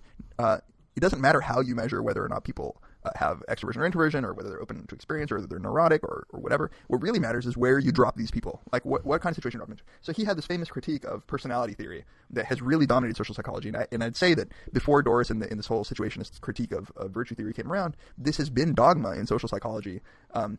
Weirdly, even a stronger dogma than Mischel first argued, because what Mischel was arguing was essentially a version of interactionism, right? Which was, look, we have traits and we have situations, and the way that we need to best be able to predict human behavior as scientists is to look at the interaction between our propensities, our psychological proclivities, and the situations, and that's how we're going to understand them. Neither one nor the other is going to do the job. But this became sort of a general belief that the situation always wins. And well, for some context, remember what personality theory is based upon. Personality theory is based upon self-reported things, where just people bubbling in numbers and in various charts. That's what the whole field of personality theory. Are you open to new experience or relatively closed? Are you conscientious or lack conscientiousness? Are you neurotic or low in neuroticism? Are you extroverted or introverted? It's all based on self-reporting data with people just bubbling in dots and squares and circles. All right, it's not exactly terribly scientific. All right, I don't find self-reported data where people just fill in some bubbles to report their experiences. All right, I don't find that terribly convincing, terribly scientific. I find John M. Doris's situationist critique much stronger, but here you got a couple of philosophers arguing against John M. Doris. And as somebody who came into social psychology sort of late in graduate school, I didn't get indoctrinated in the same way as most of my colleagues in social psychology, and I actually think that the pendulum has swung way too far. I think that it's an absurd. If you want my real belief, I think it's absurd to make this extreme claim that character or personality traits or whatever it is, that the claim that there are no stable individual differences that will predict and cause whether or not you're going to be a good guy or bad guy. That doesn't mean I don't think there's some situations that won't overwhelm the majority of people. No, John M. Doris is not arguing that there are no personality traits, right? What he's arguing is that frequently the situation is going to be more important than any innate trait. So people are going to be affected when they're, say, in church, as opposed to being in a bar, as opposed to being at a sporting event, as opposed to being at a party where everybody's drinking. The situation is going to affect you. sometimes the situation is going to affect you more than your innate traits. Sometimes your innate traits are going to be more dominant than the situation. And situationists don't argue that there are no innate traits. They simply argue that the situation is frequently overwhelming your innate traits or modifying your innate traits. Right, back to David Pizarro and company. But in general, there are nice people and there are douchebags. And nice people sometimes act like douchebags, and douchebags sometimes act like nice people. But it's not weird or wrong or irrational or contrary to the evidence to still say that we can cultivate good character traits, virtues in ourselves, in our children. And I think that it's a crock to think that the research shows anything else. Well, why do you think it's a crock? Then why were all the guards in the Stanford prison experiment? Now, some were worse than others. It's true, but there was nobody who just said, "Wait a minute, we have to start. Remember, these are actual college students. They're just like us. What the hell are we doing with all?" No. I think that I think that there are two things going on. One is that these situations were fairly powerful, and that what I'm clearly definitely not saying is that there aren't situations that might overwhelm character traits. But two, there aren't. If you want to know whether or not character or personality traits have any effect, you need better measures on two ends. You need better measures of personality. So let me just talk about one type of situation that is going to have a profound effect on your personality. If you feel like you're running late. If you feel like you're running late, you're going to treat people as objects. You're going to be much more brusque. You're much more likely to be rude. You're much less likely to be empathic, to be nice. That's simply the situation of running late. Right? Just that very simple, very common situation has a profound effect across all sorts of different personalities. So yeah, I even so-called nice people, all right, they're going to not be very nice when they're running late. And you need better measures of the outcome in these studies. Like we're all the prison guards equally sadistic. We're some more sadistic than others, and I think that there you might actually start to see variance. And in fact, one of the problems I think with personality psychology early on was that the measures were rough. I think that the better measures that you get of individual differences, the more likely you are to predict. So if I were to ask you, it's almost as if some psychologists and even maybe some philosophers now are arguing that it's blatantly wrong or even incoherent to think that there is such a thing as a shy person versus an extrovert, and that's not true. And it's weird because Zimbardo himself studies shyness, right? And sure, certainly you can put me in a situation where I'm going to feel shy, right? Yeah, obviously there are people who are shy. There are people who are more extroverted. Like I'm evenly balanced according to the various self-reported tests I've taken between extroversion and introversion. So you can imagine how hard this is for me as the strong silent type, just sitting here and orating. I mean, I'm a man who usually allows my actions to speak rather than my words. Words don't come easy for me, but the more confident I feel, the happier I feel, all right? The more that I sense that people like me, all right, the more extroverted I become. But the less secure I feel, the more I feel like I'm struggling in life, the more things that I'm ashamed of, right? Then the more introverted I become. I hardly made any videos between, say, the summer or fall of 2012 and 2015 because I was struggling with over $50,000 in credit card debt. I was struggling to earn a decent income. I was just struggling. And so I didn't feel strong enough to stand before a camera and talk. And of course. Yeah, like prison. But using that. Put you in prison, right? Yeah, but not the prison where you're giving lectures, but the prison where you're trying to decide whether should I be that guy's bitch or this guy? Right. Do I really have to find the biggest guy and kick his ass on the first day? Should I join the neo-Nazis just so that I can have some sort of protection? Believe me, I have thought many a time in California prisons. They're racially divided into white, Mexican, and black, and I've thought many a time as to which one I would belong to. Well, I'm a Hispanic guy who looks. It's not just California prisons that are racially divided. That's the natural, normal way that humans organize themselves unless, government legislates otherwise. It's not 100%, but prisons reflect a greater reality. And so this guy's saying he feels more comfortable with black people or with Mexicans than with white people. This is bogus virtue signaling, right? There's no way it's true. I'd love to know where he lives. I would bet you anything. He's going to claim now that he feels more comfortable with black people. I would have 99.9% certainty that this guy does not live in a black neighborhood. So this is bogus virtue signaling here from David Pizarro, the academic philosopher. White and gets along more with black people. Bill Burr, the comic, has a great line on that. He says, if I ever go to prison, it's like my number one goal, like beyond everything, is just not getting raped. And the only way that's going to happen to me, because he's like this redheaded white guy, is if I join some white supremacist group. So he just says he has a black friend, and he says, look, no offense, you're a good friend of mine, but if we're ever in prison together, I'm going to call you an N-word. See, I guarantee you that I would be more comfortable with the Black Guerrilla family than with the Mexican Mafia or the white supremacists. Well, no, I'm sure you'd be more comfortable. The question is whether I could convince them to let me in. On your stomach with your head buried in a pillow. I just want to know whether they would let me in. I just want to know. It's true, you have that kind of rap. Maybe we should cut that out. No, but the last thing I want to say about prison rape is I do think that's the one benefit to getting older, is that every day I get older, I become less desirable as someone who would be raped in prison. Because you get to a certain age, right? I'm sure when you're like 60 years old, they don't want to rape some 60-year-old. I don't know. It's honestly, I swear, it's a consolation to me about getting older. I think that maybe you also get less attractive to your wife, so it's kind of a catch-22. Yeah, but I don't know how attractive I ever was to her. So no. So anyway, what were we talking? The point was to get to this substantive part of the discussion, and we're already like an hour in, or an hour. Okay. So a couple things about what you just said, which is that first of all, these are pretty powerful situations that have to be manipulated a very specific way. It's like you say, if all of a sudden the guy doesn't have a white lab coat on, that makes a big difference. And so they had to do a lot of little subtle manipulations to get people to act in these horrible, horrific ways. And then the thing about the Stanford prison experiment is that there is this core of people that didn't.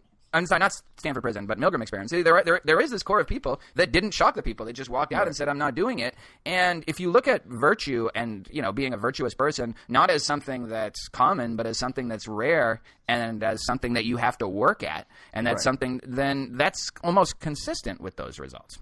Yeah, exactly. Right. It's not like Aristotle's not arguing that you're born this way and that's it. Not at all. In fact, the opposite. He thinks that you have to, from a very young age, train yourself. And that if you don't do that, then you're not going to be a virtuous person, that you have no shot. And in fact, he even thinks you have no shot if you're not born into a special kind of situation, like a special kind of family with where you have the opportunities for a special kind of education. And if that doesn't happen, you're fucked. So the idea that, virtue ethics as a whole is bankrupt because a majority of people, even if it's true that a majority of people will act in terrible ways if put in a certain situation, that would still not threaten the idea that there are such things as virtues. And in fact, can I read you? There's this one really interesting passage at the end of my interview with Zimbardo, and I don't mean I feel like I'm plugging your book incessantly throughout this episode. something like that, yeah. It's this section where he talks about the banality of heroism and how you train people to be heroes, and he thinks it needs to start at a very young age. And he says, this is what he says in the interview: last chapter of my book is not only about how to resist the powers of the situation, it's also a celebration of heroism as the real antidote to evil. And that's the thing I'm doing now. I'm starting the Heroic Imagination Project. To be consistent, I say most evil is done by ordinary people put in certain situations, and it's the act that's really evil. Most people are really not. Most heroic acts are also done by ordinary people who aren't special in any way. They just happen to be put in a certain situation, an emergency of evil or immortality or corruption that gives them the opportunity to act on it. But then he says, while most heroes are ordinary people put in a situation only once in their lifetime that gives them the opportunity to act, what he wants to do, he says, I want to democratize heroism and demystify it. That the heroic act that's extraordinary because it's rare now, but if we have more and more kids think I'm a hero in waiting, and we have hero resources in schools and summer camps where kids learn situational savvy, these kinds of street smarts where they can learn social influence skills to form a network. So you want to say to them, you want to train these kids at a young age and to say, I'm a hero in waiting, and then I have to be prepared. I have to learn first aid skills. I have to learn social influence skills. I have to learn a set of things, and that when the time comes, I will act. That's actually the last line of the interview. Like, that's just Aristotle right there. Right. You have to train these kids. You have to build habits. You have to drill. You drill virtue into people, and then they'll be virtuous. Then they'll be heroes. Then they'll be able to resist the power of all these situational forces. So I agree, but Zimbardo is he being sort of just inconsistent, verging on incoherent with his views when you put them together? Because when you read like his op-ed about Abu Ghraib, like he's. But they hadn't had that kind of heroes in waiting training. I mean, I guess that's how you would rescue it. That's his point, right? It's really hard, and that most people aren't. Those people that what was her name? Kristen, Lindy, Christie, Lindy something. Lindsay Lohan. I don't know. One of those. I don't know. Imagine what she. So, question from the chat: where was I in 1992? I was so lost in chronic fatigue syndrome in 1992. I was basically bedridden. I was living in Newcastle, California. I would just kind of listen to classical music much of the day. Sometimes I had headaches that were too severe even to listen to classical music. I would be able to read for about 30 to 60 minutes a day maybe listen to talk radio for up to an hour a day. I was able to walk about a mile or two a day, very grim days. So I was in Newcastle, about 45 minutes north of Sacramento, up Interstate 80, living with my parents, watching my life just fritter away. So in 1992, I was 26. I had no hope that I'd ever recover from chronic fatigue syndrome. These were very dark days, but I had begun my conversion to Judaism. So that was kind of giving me strength. I was making friends and contacts within the Jewish community. So it was that transition into Judaism that gave me the strength and the enthusiasm to continue when otherwise my life seemed to have absolutely no hope. Little did I know that all I really needed was grass-fed beef organs. So once I started taking my grass-fed beef organs from Ancestral Supplements, started on these about 18 months ago, that all my health returned, my vigor returned, my strength returned. I was able to, bike 10 miles on my stationary bike, not even feel tired. Since I've been in Australia, I've been walking 10 to 20 miles a day. Finally got my life back just 18 months ago at age 55 through these Ancestral Supplements, beef organ supplements. Somehow it gives me vitamin B12. That's what I'm guessing. Some of the natural minerals and vitamins that my body was not otherwise absorbing from the cheese and the milk and the dairy products that I would take. So yeah, Ancestral Organs, Ancestral Supplements, beef organ supplement capsules took care of my chronic fatigue syndrome, which essentially held my life in a vice from about age until I was 21 until 55. And basically from 21 to 27, I was bedridden. And then from 27 until 55, I was about 2/3 of normal health, where I was able to average maybe up to 3 miles a day of walking or biking, that kind of moderate exercise without ill effect. Now I can do 10, 20 miles without ill effect. We've done that, President. But that part can be consistent, and it's consistent with the idea that heroism and virtue across a wide range of situations is rare, and you got to start early. Just like you got to start early. I can't take up golf now. I can't take up. I can't take up a foreign language. It's true. I mean, character probably is like any other human. So I became so religious, like so fanatical. I would not even shake hands with a woman. I wouldn't listen to rock music. I wouldn't listen to pop music. I wouldn't look at pornography. Right? I was in no fap. Wouldn't even shake hands with women. I felt so deprived though of human contact that I would hug trees. I was like a regular hugger of trees. I was so lost, so lonely, and I would send letters to people, and I'd make audio cassette tapes and send them to people around the world.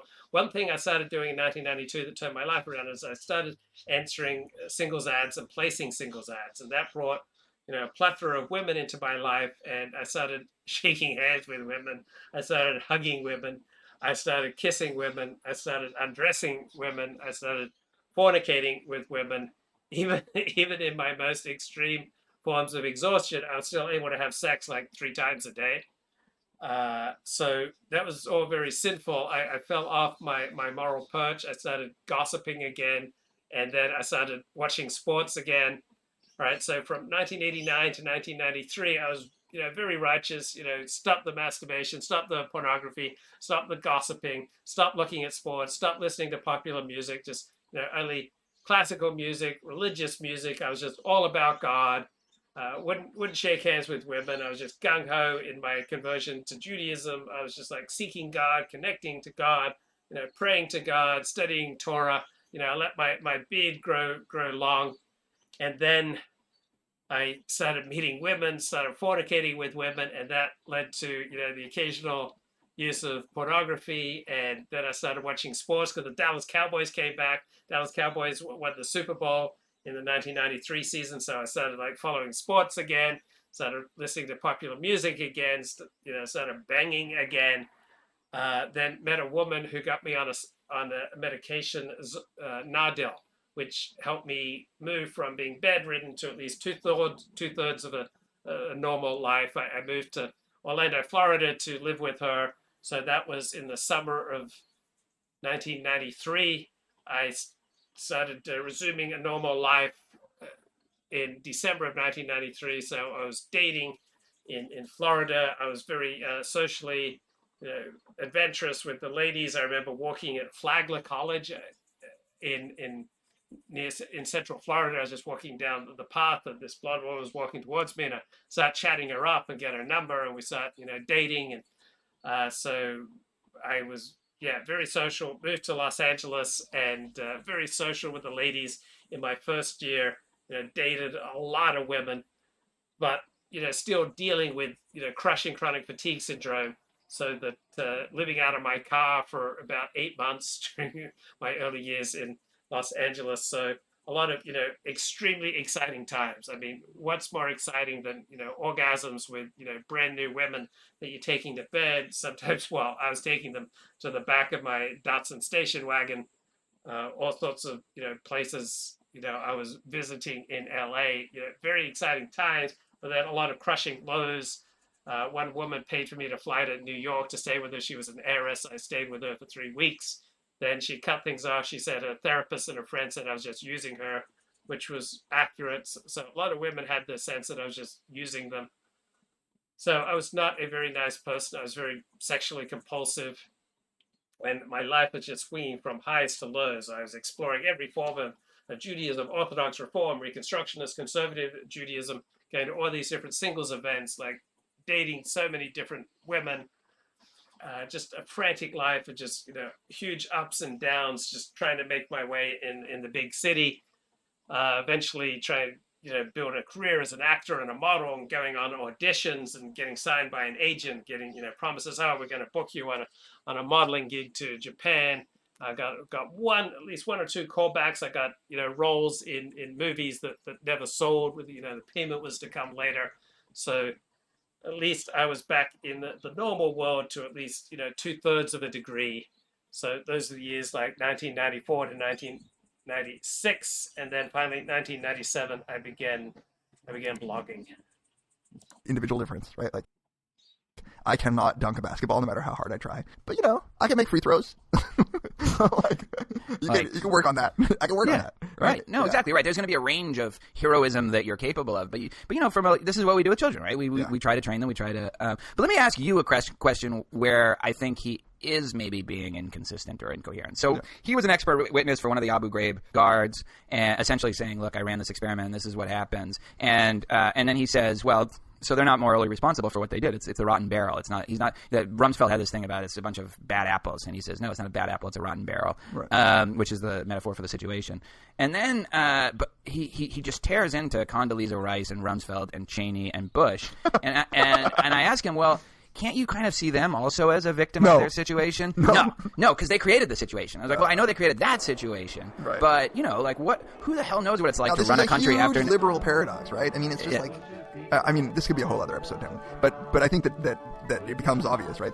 That everybody is a product of their environment, and no criminal is morally responsible except for Cheney, except for whatever politician you hate. Yeah, and I'm definitely not defending Cheney, but I clearly love Cheney. I'm sort of willing to give the same amount of moral blames and environmental defense to most people. Cheney's a great example because he does seem sometimes like the embodiment of pure evil. There's a Darth Vader kind of air to him, but at the same time, it's right. Like, look, if you're gonna not blame people because they're a product of their environment, their situation, and maybe the fact that Cheney didn't have any hero in waiting training when he was a kid either. God knows what Cheney's childhood was like. Right. That would be a funny skit. Cheney as a child. All right. Well, so we should wrap this up, right? Yeah, I wanted to make one last point about the experiments, which is that there is a way in which it's valuable for social psychologists to create very, very controlled environments.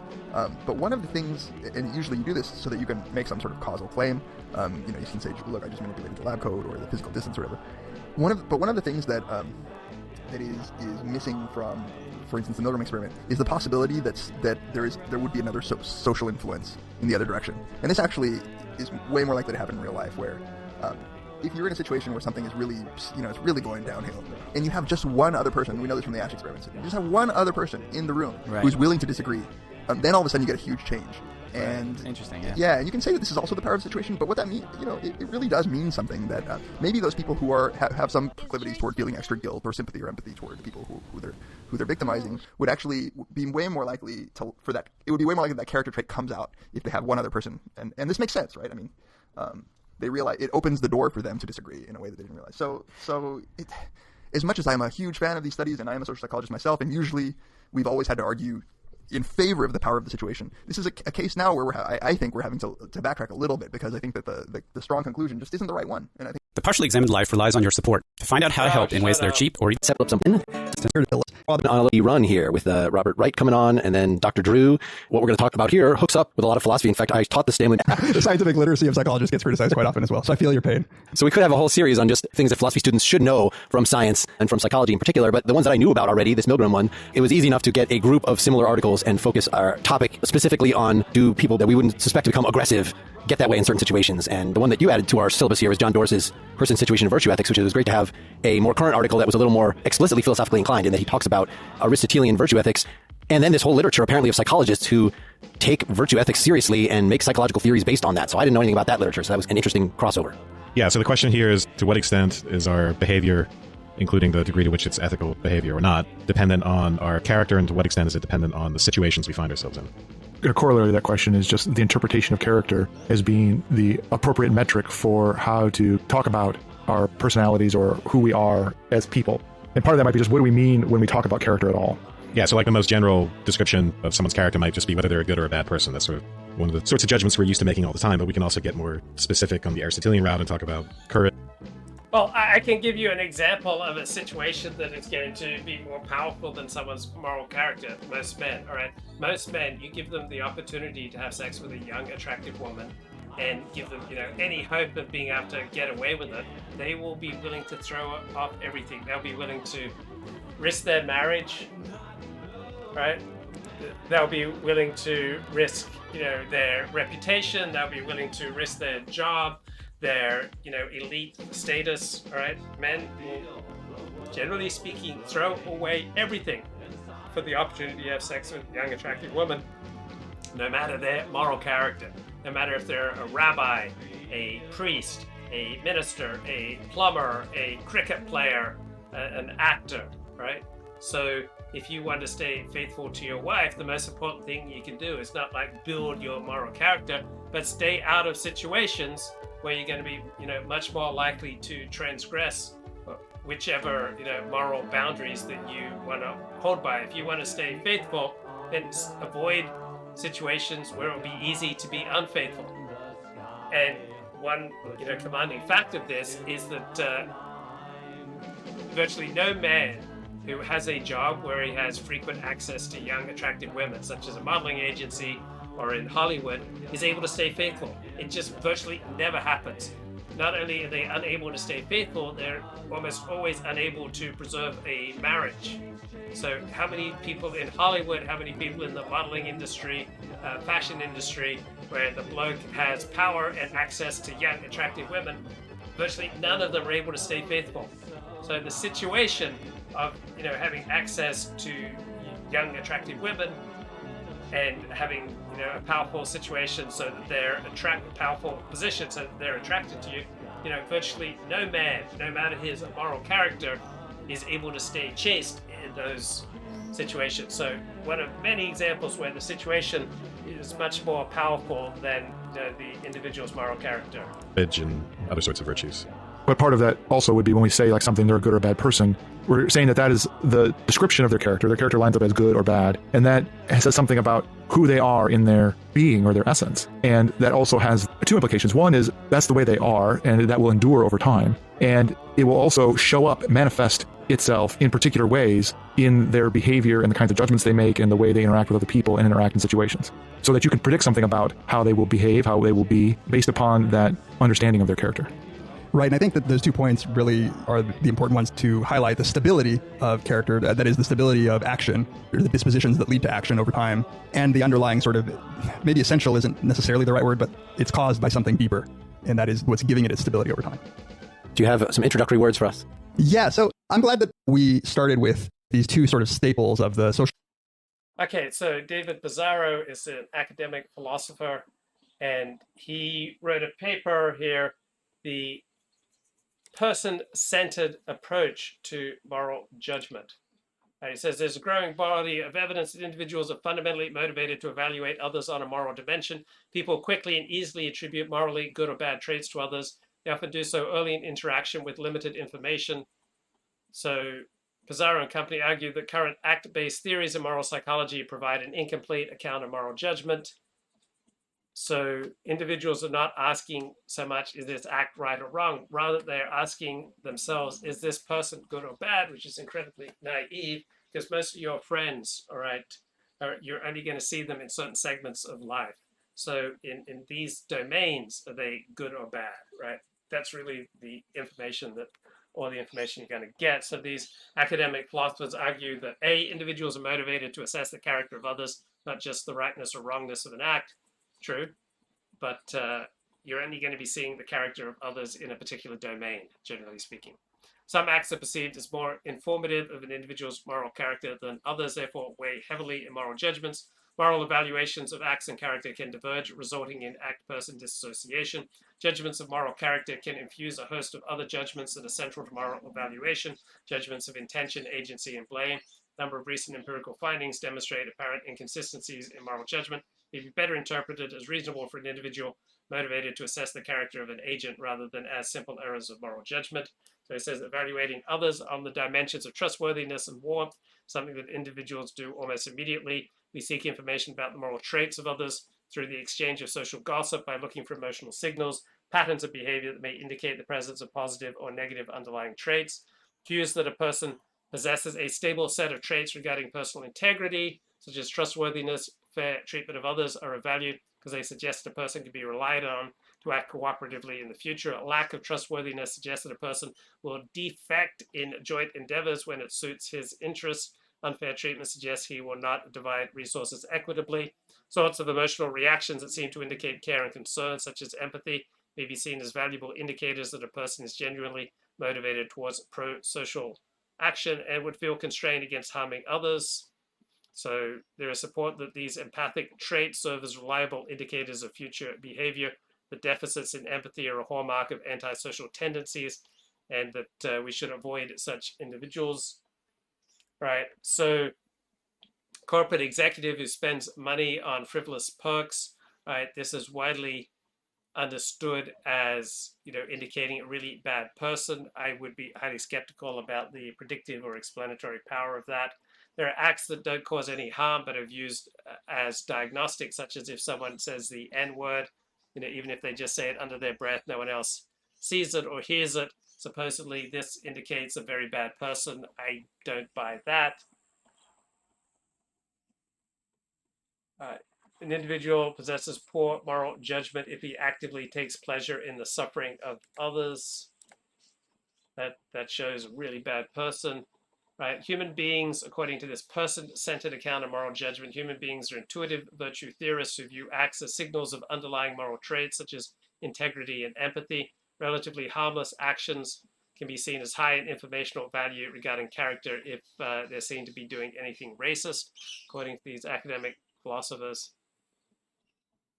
All right, let's hear the academic philosophers talking. Like tradition, Milgram and Zimbardo, because although there's a whole bunch of work, obviously, since then in social psychology, social psychology in some ways is defined as really how the situation shapes social behavior. There's almost sort of a built-in assumption, probably based on years of research, in most social psychology work that really were pulled by the forces of the situation more than by anything like a stable character trait or disposition or a personality.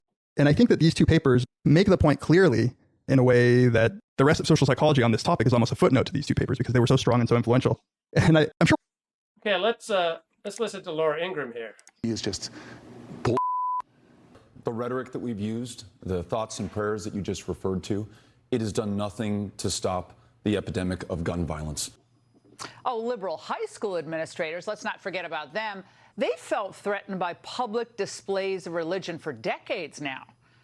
Remember Joe Kennedy, a beloved football coach at Bremerton High School in Washington State? He lost his job for the high crime of praying after games. It was never like we were forced to pray with him. He never said, hey guys, like let's go pray or anything like that. We all just kind of took it upon ourselves. But the Bremerton School District says it warned Kennedy several times that as an employee, he could not pray on the field after games at all. Well, this poor coach had to take his case all the way to the Supreme Court, which thankfully ruled against the school and upheld his free exercise rights. But then last night in Cincinnati, when Buffalo safety Damar Hamlin fell limp to the ground after a hard tackle, not only was no one complaining about public prayer, the millions watching, including yours truly, we were comforted by seeing it. Grown men, visibly shaken, terrified of what they saw, were moved to drop to their knees, not in protest, but in humility and devotion to the Almighty. It was fervent prayer for healing, for their brother who lay motionless as his mother watched in the stands. No one was focused on rivalries, the playoffs, fame, fortune, issues like race or politics. None of that mattered. On display for the world to see was the best of America, our humanity, our compassion, our caring, our shared faith in a greater power, one that can help us see goodness, even amidst terrible suffering. Fans from both the Bills and the Bengals even ran to pray outside the hospital where Hamlin was rushed in for treatment. It was just a big shock, like it was just a big silence, like no one knew what to do, and it's just heartbreaking to even hear what happened. The whole world loves him, you know, everybody loves him. It's not just one fan base, it's not just one person, we're all here, we're all praying for him. I'm a Bengals fan, so I was really praying really hard that everything was okay, and I still am. I feel like the world just stopped at that moment. This is the best of America. And it's also in part why we love sports. All sports teams, when they're run well, become brotherhoods or sisterhoods. They're reservoirs of love and support, where young people learn and they grow, where they confront disappointment and enjoy victory, and where on rare occasion they're forced to realize that every breath of our lives is a gift, that tomorrow is promised to none of us.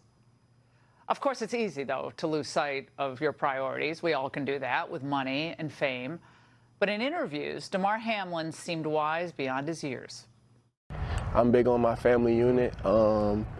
Like my mom, my dad, my little brother, like that's pretty much my whole world. Outside of any other thing going on, my life revolves around them. Like I don't really do too much without my mom and dad's opinion. Whether I take it or whether I don't, you know, but sometimes I just want to hear it, you know. That's just how I was raised, and that's just something I'm big on. How refreshing and how uplifting that last night and today, Americans from coast to coast contributed to Damar Hamlin's charity that provides toys year-round to needy children. Now, here on The Angle, we spend a lot of time pointing out where our politicians and sometimes our schools go off the rails. We bemoan spectacles on Capitol Hill and the fact that kids are taught that America. I'm currently live over Rumble, live over Odyssey, and question on Odyssey, which direction do I think Bitcoin is going? I believe Bitcoin's going down, down, down, down, down. I am highly skeptical of the whole cyber currencies thing, and being so pretty explicitly for the last 18 months. All right, I want to play a little more here from David Pizarro. We'll talk about the ethics of these experiments, but I wanted to say a little quick story about the Milgram studies. Milgram was at Yale, and I happened to be a grad student in the psych department at Yale. And one day we were just exploring around the dark basement area of as anybody who's familiar with these academic departments knows, there's always some weird dark storage area in the basement. And we were just digging around. Wait, heard that story already. Let's. If we didn't believe that prayer didn't work, we wouldn't ask this of you, God. I believe in prayer. We believe in prayer. We lift up Damar Hamlin's name in your name. Amen. Amen. Amen. Now, how often have you seen that happen at an anchor desk on secular television? Well, tonight, even with all the political chaos in D.C., we're going to get to that shortly, we see the innate goodness in America shining through. We're in Okay, let me play the more file David cabinets. Pizarro. And Yeah, danger, severe shock, and the highest one is just triple X, and it's left ambiguous on how you interpret that. So they're giving them contradictory cues, basically. This was decades before Vin Diesel. That's right. Convulsions and all sorts of symptoms induced by the... he has some students who are psych majors, senior psych majors, to predict how many people would go all the way, and some of his... In air, sparks will jump at 50,000 volts per inch, basically, in dry air. Want to accept that. Well, there are clear dissimilarities between this short time frame and particular situation in an educational institution and stuff. I think we should get the Stanford Prison Experiment out, since we've laid out the facts. The first one, lay out the facts. The second one, so we can kind of talk about ethical implications of both of these together, because that was something that ran over multiple days. So it was taking a bunch of screened students. So Milgram didn't do any screening for his people. It was just people from the community within a certain age range. But in this Stanford Prison Experiment, it was ask all these college students if they had history of mental illness or try to detect sadistic tendencies, give them these personality tests, and try to get the most stable, normal, above average intelligence, but emotionally mature enough. The guards got no training in 1972. So in life, which we expected to produce qualitatively similar psychological reactions in our subjects, feelings of power and powerlessness, of control and oppression, of satisfaction and frustration, of arbitrary rule and resistance to authority, of status and anonymity, of machismo and emasculation. So instead of explaining deplorable prison conditions in terms of character types of prisoners and guards, you explain it in terms of the way prisons are structured to put people in certain kinds of roles, and they will fulfill those roles. The reason that maybe people don't rehabilitate is because we put them in these situations where we're not giving them much of a chance to rehabilitate. As many times as I've taught and I've read about the Zimbardo experiment. Okay, Ricardo is back. Ricardo has a gift, and Ricardo has a gift that I don't have. Like, Ricardo has level of emotional honesty that is just so many leagues beyond mine. He has a way for kind of detecting, fault lines in society, all sorts of things that I'm completely blind to. Ricardo comes through. Ricardo says, guys have broken their necks playing football. Guys have shattered their knees. Guys have been knocked limp. Guys have been taken off the field on a stretcher. What's different this time? Well, I have never seen CPR performed on a player in an NFL contest or the National Basketball Association contest or a Major League Baseball contest. I have never seen CPR performed, and I don't believe CPR has been performed on a player in any of the three major American sports for the past 45 years. But Ricardo says that what's different this time is anxiety about a certain public health measure, which it would probably be best for my standing on social media if I didn't explicitly outline the public health measure that is causing tremendous anxiety about people dying suddenly, dropping suddenly. So I think we all know the public health measure to which I refer. It is unspoken, says Ricardo, but it hangs in the air. And why are we suddenly seeing guys needing CPR during a game? Can't help but think that something is different. And I have a good friend who followed certain public health measures against influenza, and when he undertook a second helping of a particular public health measure, his heart swelled up. He received myocarditis. It scared him to death. Now, as I understand it, myocarditis is usually a temporary thing, but he never wanted any more helpings of this particular public health measure. Now, I understand that the public health experts say this is temporary, that overall this particular public health measure conveys, far more benefits than the temporary inconvenience of having a swollen heart. So, yeah, Ricardo is our favorite marginalized minority commentator on the show. All right, back to David Pizarro and the academic philosophers. In both of these papers, it's still really odd and distressing to read the descriptions of the behavior of the people in the studies. And so he's talking about prisoners. He says the most dramatic evidence of the impact of the situation upon the participants was I think Zimbardo is just completely unethical. It's like... Yeah. I mean, because of these two studies, we have very strict measures about what we're allowed to do and what we're not allowed to do. I think that's good. Some people have said, we learned the most from those and now we can't even do them. But well, what about, I watched the same video that Wes referred to, and I was talking to my wife about these experiments, and she's a physician and has done some work in psychology as well. And her first thought is, well, that's just completely unethical. Yeah.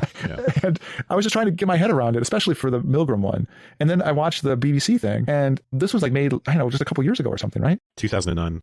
These situations, they strike me as grossly unethical, but reality TV can get away with a lot. It's much stricter guidelines for what we can do actually in a psychology lab.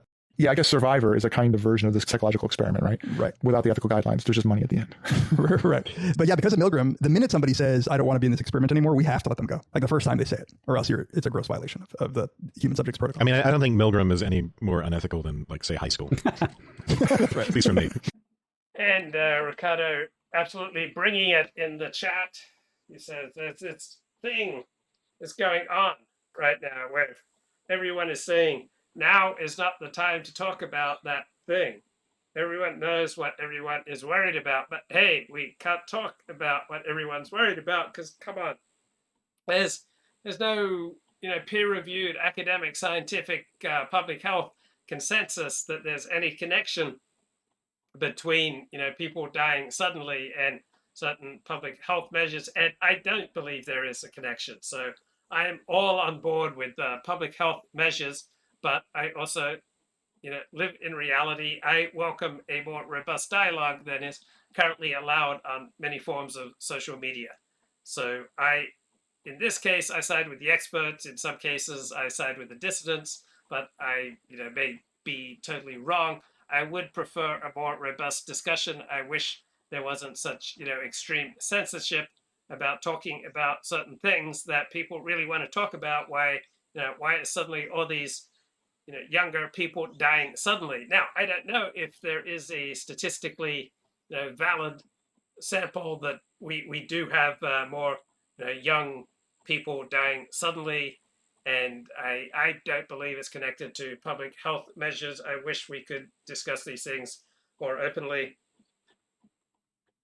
Look forward. Do you believe that vaccine anxiety is part of why this has captured the public imagination? Yes, I do. I do. I believe that you are 100% accurate, that it is anxiety about various mandated and, if not mandated, strongly encouraged public health measures that, fueling anxiety about why seemingly so many people are dying suddenly. And once again, I don't believe there's any connection to these various public health measures and seemingly all these young people dropping suddenly. But I would welcome a robust discussion about this. I would welcome the evidence about this. It would be so nice if we could talk about this explicitly, what tens of millions of people are thinking and feeling right now. Wouldn't it be great if we could have an open discussion about the fear and anxiety about all these different public health measures that are provoking fear and anxiety, and it's kind of a doggone shame that we can't talk about it publicly. He's just systematically. High school is horrific. That's a crime against. Anyway. I wondered a lot about, in the Zimbardo one, about the kinds of measures that they're making, the kinds of assessment we're making about people's normalcy and the kinds of characters they have. Because And Ricardo makes another great point here. These guys are half praying for the injured prayer and half praying for themselves. Well, I don't know about you, but I always feel much more empathy if I can kind of imagine myself in the other person's situation. So yeah, if someone drops suddenly from something that I fear could hurt me, yeah, I'm going to pray much more fervently. I'm going to be much more emotionally engaged. I'm going to be much more anxious. Right. So I prefer to see movies about people that I can relate to. The more I have in common with other people, all right, the more closely I, feel for them, the more empathy I have, the better I get along with them. I prefer to read books about people like me. I prefer to have conversations with people like me. I tend to have much more empathy for people like me. The more I have in common with people, the more likely I am to feel a bond with them. The less I have in common with people, the more difficult it is for me to have significant amounts of empathy for them, the more difficult it is for me to relate to them. So I don't see where we should celebrate diversity when diversity means that we have less and less in common with each other. I think the more we have in common with each other, the better we'll get along, the more empathy we'll show, the more social cohesion and social trust we'll have. Yeah, open discussion is important. Cole Beasley signed back with the Buffalo Bills. So did Cole Beasley also sign up for these various widely mandated public health measures? So effectively, Cole Beasley ended his National Football League career because he didn't want to take the vaccine. So has he changed his mind on the vaccine? Luke loves the blessed Saint Dr. Fauci. Remember, trust the science. Luke has shares in Pfizer. Boys, trust the science. Nothing to see here. Well, I do think that Anthony Fauci speaks with a scientific consensus about 95% of the time. I think Fauci did a reasonably good job. I certainly don't see him as demonic or as a bad guy.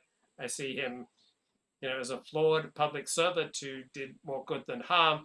And anyone else in his position would have pretty much said and done the things that he did, right? You have to be a certain kind of canny political player to secure the position and stay in the position that Anthony Fauci was in. So I don't think the individual is terribly important. I think the structure, the situation determines how people behave, much more than the individual's personality or moral character. All right, back to these academic philosophers. One of the forces of the conclusion has to do with the ability to assess quote unquote normal people and their characters at the beginning. I guess on the one hand, see what big an effect a situation has on them and sort of contradict the notion of character. And I wondered about the kinds of measures that were made in the Zimbardo of ways of actually getting to what somebody's, sort of character is like, and then whether that was sort of controlled for in any way. Yeah, I'm not sure you can really get to what someone's character is like. All you can know is what someone's character is like in a particular domain. So what they're like when they're driving, or what they're like with their family, or what they're like with their friends, or what they're like at church, or what they're like, at work, right? How someone behaves at work is not necessarily how they behave in church. Someone who's faithful to his spouse is not necessarily faithful in how he does business. The chat says, wow, the lefties are discovering God. Yeah, it was kind of amazing to see secular media like praying to God, reaching out to the transcendent. I don't recall anything like this. Back to the academics. Right. So in the Zimbardo study, they do give people a series of measures that I guess at the time were standard measures of personality. One of them is the Comrie scale, where it's measuring trustworthiness. And so remember, personality psychology, personality science, it's just based on people's self-reported, findings and bubbling in things on paper, right? Not a lot of science in personality science. And we're also live on Rumble right now. We've got an active chat going on in Rumble. At least lefties have kind of found God. And chat claims Dr. Fauci, not a good person. His AIDS protocol deformed and killed people in Africa. So I don't know anything about that, but I welcome open discussion, free inquiry. We should have freedom of speech on social media as well as in American society, Australian society. It's a shame that we can't have more open discussions about the things that are most on people's mind right now. There's a lot of anxiety right now, and it manifests itself in otherwise unexplainable ways, such as what happened to this Buffalo Bills player has just absolutely transfixed the nation. And back to the YouTube chat, we've got Jim Bowden says, Luke, science is not a democracy. It's either 100% true or not. No, sometimes science can be 80% true in this situation, not true in that situation. Luke, when does science become a democratic institution? Science should not be a democratic institution. Science is a flawed, socially constructed human institution that responds to incentives. Most funding for science comes from a tiny number of very big institutions, such as the federal government. And so it's a socially constructed institution. You have to get along with your peers. You often can't rock the boat. So science is a flawed human institution, like religion, another flawed human institution.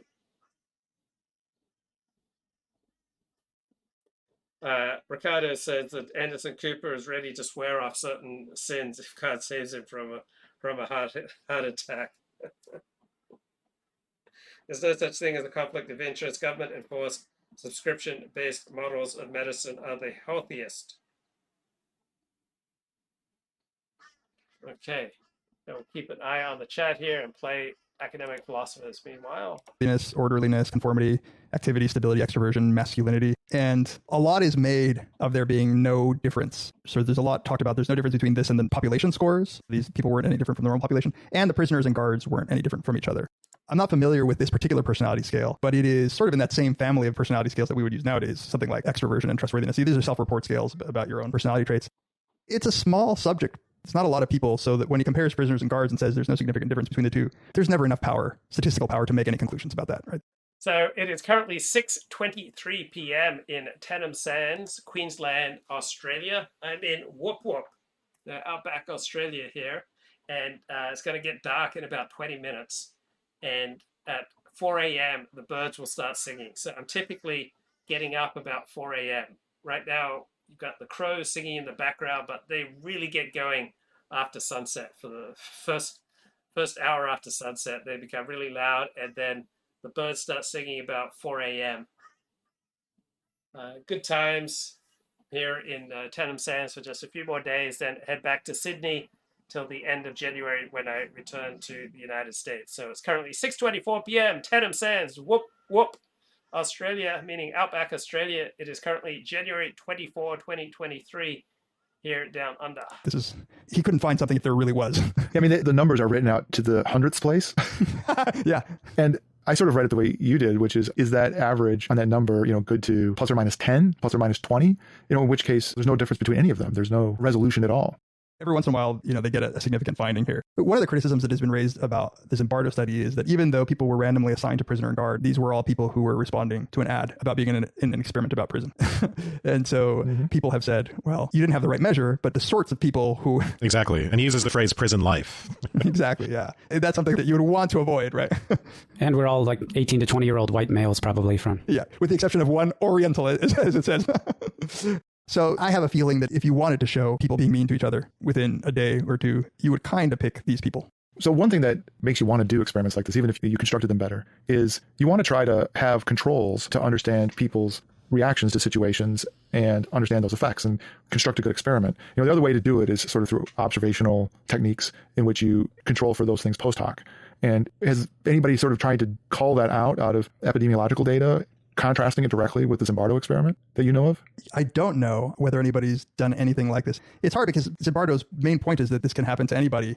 And so he's almost purposefully trying to ignore individual differences, or else I think he would have done a bit of a different job in looking at measures of individual difference. I would have gotten these people screened by an actual psychiatrist probably to try to get some better metrics. It seems like these were all just self-report scales. But I don't know if anybody's looked at a large scale I'm sure in criminology people have looked at individual differences that might predict deviant behavior. And we certainly know a lot about the precursors to antisocial personalities and psychopathy. But it's sort of a different point Zimbardo was trying to make. He really wants to say anybody can do this. So I think you would need to really sample from the population and put them in a kind of situation like this. And nobody's really done that since this. But I'm also thinking, there's other circumstances that are very prison-like, right? So it's 90 degrees here. It's so stinking hot. All right. Absolutely stinking hot here in Whoop Whoop. All right. It's the middle of summer here. I've been blessed overall, but I've been putting in 4 or 5 hours a day doing manual labor in the morning, and then come home, have lunch, usually, a smoothie, take a bit of a nap, because I did bring my CPAP with me to Queensland. My CPAP's back in Sydney, so I'm not getting the same quality of sleep that I had in Sydney and Los Angeles. And then I start reading academic papers or books or peruse podcasts, and if I feel so moved, I do a show like this. And then I was planning to hit the beach, right? The beach is only a mile away, all right? And it is like the water in the beach here is about 70, 75 degrees. It's like bath water temperature. It's just absolutely delicious, but I'm having such a good time doing this live stream that I've completely missed my chance to hit the beach, because it's going to be dark in a few minutes. But yeah, I really enjoy doing these live streams because it's an opportunity to think socially. Right? I say out loud, what I'm thinking, and then you challenge me, or you supplement my thinking, or you undercut my thinking. And so there are all sorts of perspectives and parts of reality that I would otherwise be blind to. Just like unlike this friend of mine who at 20, a 20-year-old woman, a virgin, went to a job interview for a massage therapist position. Just she was all down with it, just kind of confused why this massage therapy job would want her to do the job without a shirt on. And so like people were telling her this is a prostitution job, but she ignored it. And not until family intervened and said, you cannot do this, this is a prostitution job, that she finally got it. So, my friend is incredibly naive in all sorts of areas, and I'm incredibly blind in all sorts of areas. But I think much more clearly and effectively when I think out loud and I think with you and I read what you have to say, get your challenges back.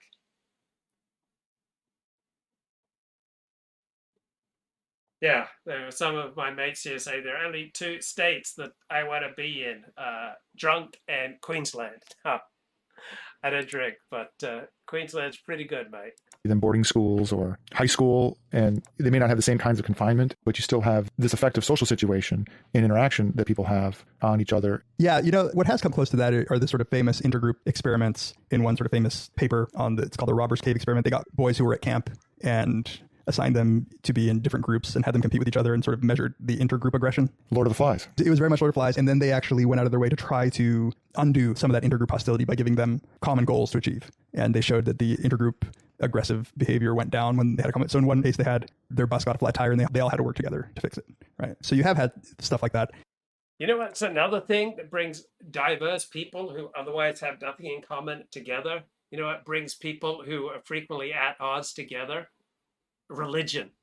In particular in America, Christianity, right? Having football players pray together, right? When you pray, when you speak, when you think, you need a particular language, right? It helps if you have the Lord's Prayer, if you have particular Christian prayers in common, right? Christianity brings all sorts of people together who would otherwise be very likely to be at each other's throats. And so with the decline in Christianity, we've got the rise of racial tension. I think it's entirely possible that the strength of Christianity in the United States took some of the edge off the racial tension. So people with nothing in common, you give them a common purpose.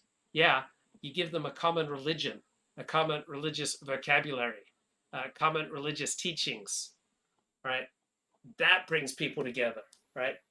Yeah, you can give them a task and that brings people together like these academic philosophers are talking about. You know what's even more effective than a task? Something that's ongoing, a concrete social community, a flesh and blood community around a transcendent value system, perspective on life, a common vocabulary for prayer, like a church, a religion. That helps to bring people who otherwise may not have a whole heck of a lot in common, kind of gets them singing from the same hymn book, so to speak. It's an interesting question, though. To what extent we've missed out on learning about some of this behavior because we can't experimentally do it anymore. I'm not saying we ought to, but I think we're really constrained by selection bias when we're looking in the real world, like the kinds of people who are sent to boarding schools or military schools or whatever. I mean, there's a little bit of it, but aren't there classic examples among early child psychologists where they're raising their children according to some kind of deviant prescription to try to see how it affects them? Or maybe that's just a kind of nightmare situation that you would invent for a movie. Yeah, I don't know about that. Although developmental psychologists are weird. There are people who have filmed every single hour of their children's lives in an attempt to figure out questions like how they acquire language. There's one researcher who literally had video going throughout the entire... So the Rumble chat says Australia is woke. Well, the Anglo-Saxon world is probably more woke than any other part of the world. So meaning Canada, United States, England, Australia. But regular Australians are not particularly woke. Now, the culture in Australia is different. So the veneration that Americans put on freedom and different concepts of freedom, Australians put on fairness. So Australia is more regulated. It has more government intervention. Australians have much more faith in the government than Americans do because Australia is much more dedicated to creating a fair society. Americans tend to be much more dedicated towards creating a free society. All right, $5 super chat from Media Hits wants me to play an excerpt here. I've been watching a shit ton of what I like to call the Entenmann's Donut Goatee Seagal era films. Yeah, we watched one last night. Anything post 2000. Dude, let me check off some calls. Probably 2011 Disavow. or 12. Okay. So the last 4 years of Seagal movies. And he's never been like particularly an active guy, but you know, like Under Siege era, he's in good shape. He's in Above the Law. First of all, what people don't realize about Seagal is that when Above the Law came out, he was already like 34 years old. Right. He wasn't a young guy. So his first movie, he was already, you know, like getting on. And you can see his hairline's fucked up in that movie. You know, it's all like thin, you know, in the front. And then in Hard to Kill, his hairline's fixed. And, you know, he's a little bit fatter. And he just got progressively fatter throughout his entire career. Yeah, that was back in the day when you didn't have to be cut. Yeah. Well, now he's 65 years old. And he's in his 60s. His body sucks. He's still making movies where it's like, we need to send our best special forces guy. And then he spends half the movie in a chair. He like refuses to get up. So we watched last night Sniper Special Ops, and there's no colon. It's Sniper Special Ops. And that's because the Tom Berenger Sniper series are not related to Sniper Special Ops. And he does maybe 5 seconds of sniping in the movie. It's right in the beginning. He refuses to take his sunglasses off while looking through the sniper rifle.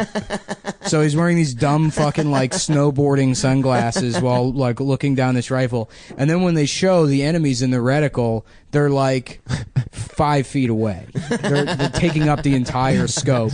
So he's probably like 5 feet away from these guys. So awesome. And missing. You know, like, I don't know why they let him miss for When you suspense. say he refuses to take it off, you're saying you think Steven Seagal, the actor, is like, no, absolutely not. I'm not getting out of this chair. I'm not taking off the Yes, sunglasses. 100%. I guarantee you that's what it is. Yeah. Because the thing about all these movies is they're all produced by Steamroller Productions, which he owns. What? That's like a Chinese. Oh, No, God. it's Steven he owns Seagal's that? company. He owns it with some like Steamroller? Indonesian guy or something. It's Yeah, like when you work at a Steamroller and restaurant, you Voltage. have to wait on the owner of the restaurant. Yeah. So, you know, all these people, then he brings all these fucking old fucks out of retirement. So it's like, you know, like Rob Van Winkle, like dying wrestlers. Yeah, it's all like retired WWE Yeah. guys. Oh, So I gotta check this out. In Sniper Rob Van Special Dam. Ops, you know, it's like RVD? RVD's in it, yeah. In Sniper Special Ops, he's like the lingo guy.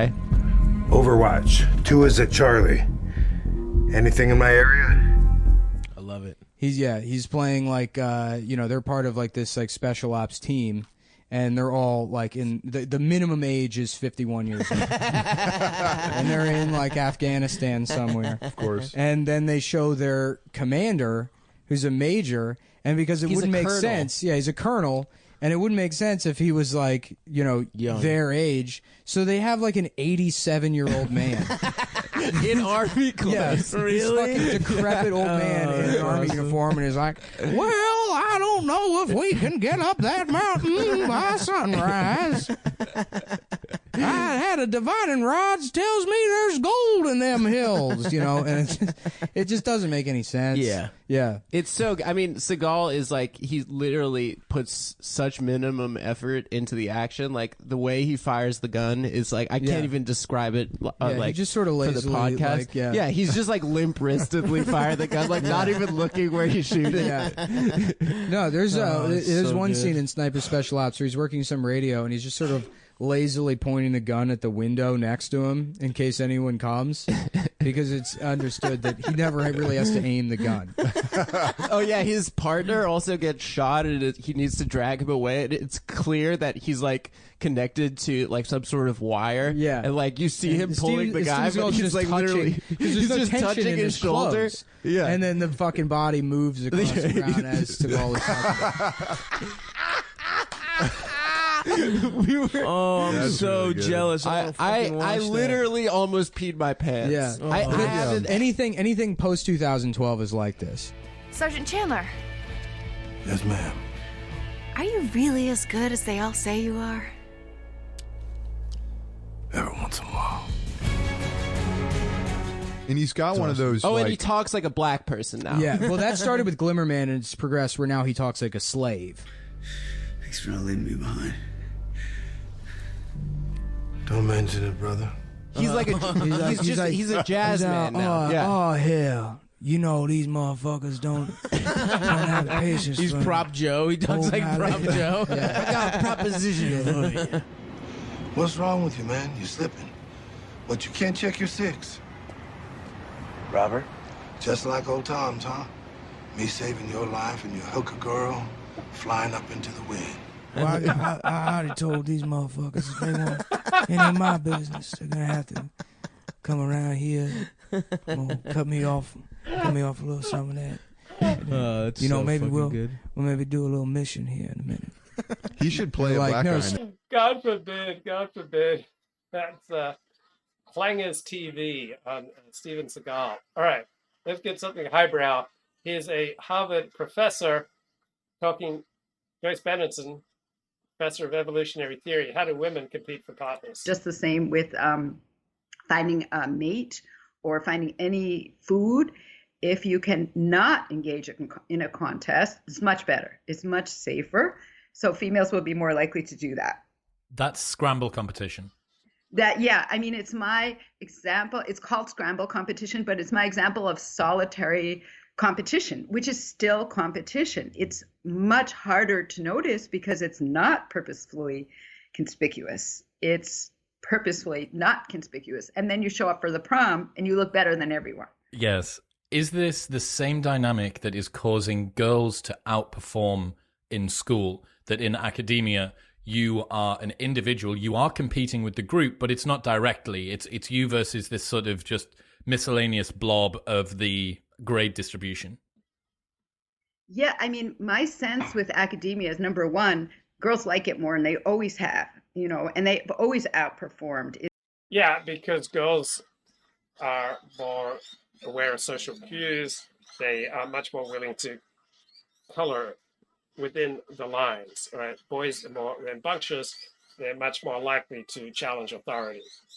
So if you talk to university professors, they'll tell you their smartest students are men, but the students who color the most carefully between the lines and therefore get the best grades are the women. It's just they weren't allowed in a lot of educational institutions. So that's my belief as well. Yeah. Yes. Okay. But I think it's absolutely true that, number one, they like it more, but there's this sense that, oh my gosh, it's luck that I did so well in the exam, and really I don't want to talk about it, as opposed to, I got a better mark than you, which is the male way. And I've heard that so many times. And chat says, I don't care about Steven Seagal. Yeah, but it's a metaphor, bro. It's a metaphor for how the news media treats Joe Biden. Right? Just take that commentary, just apply it to Joe Biden. Joe Biden says and does and is so many ridiculous things, but he's essentially helped along by the news media, just like Steven Seagal's career is subsidized by whatever forces want to keep churning out these ridiculous Steven Seagal movies. So you don't care about Steven Seagal, just remove Steven Seagal.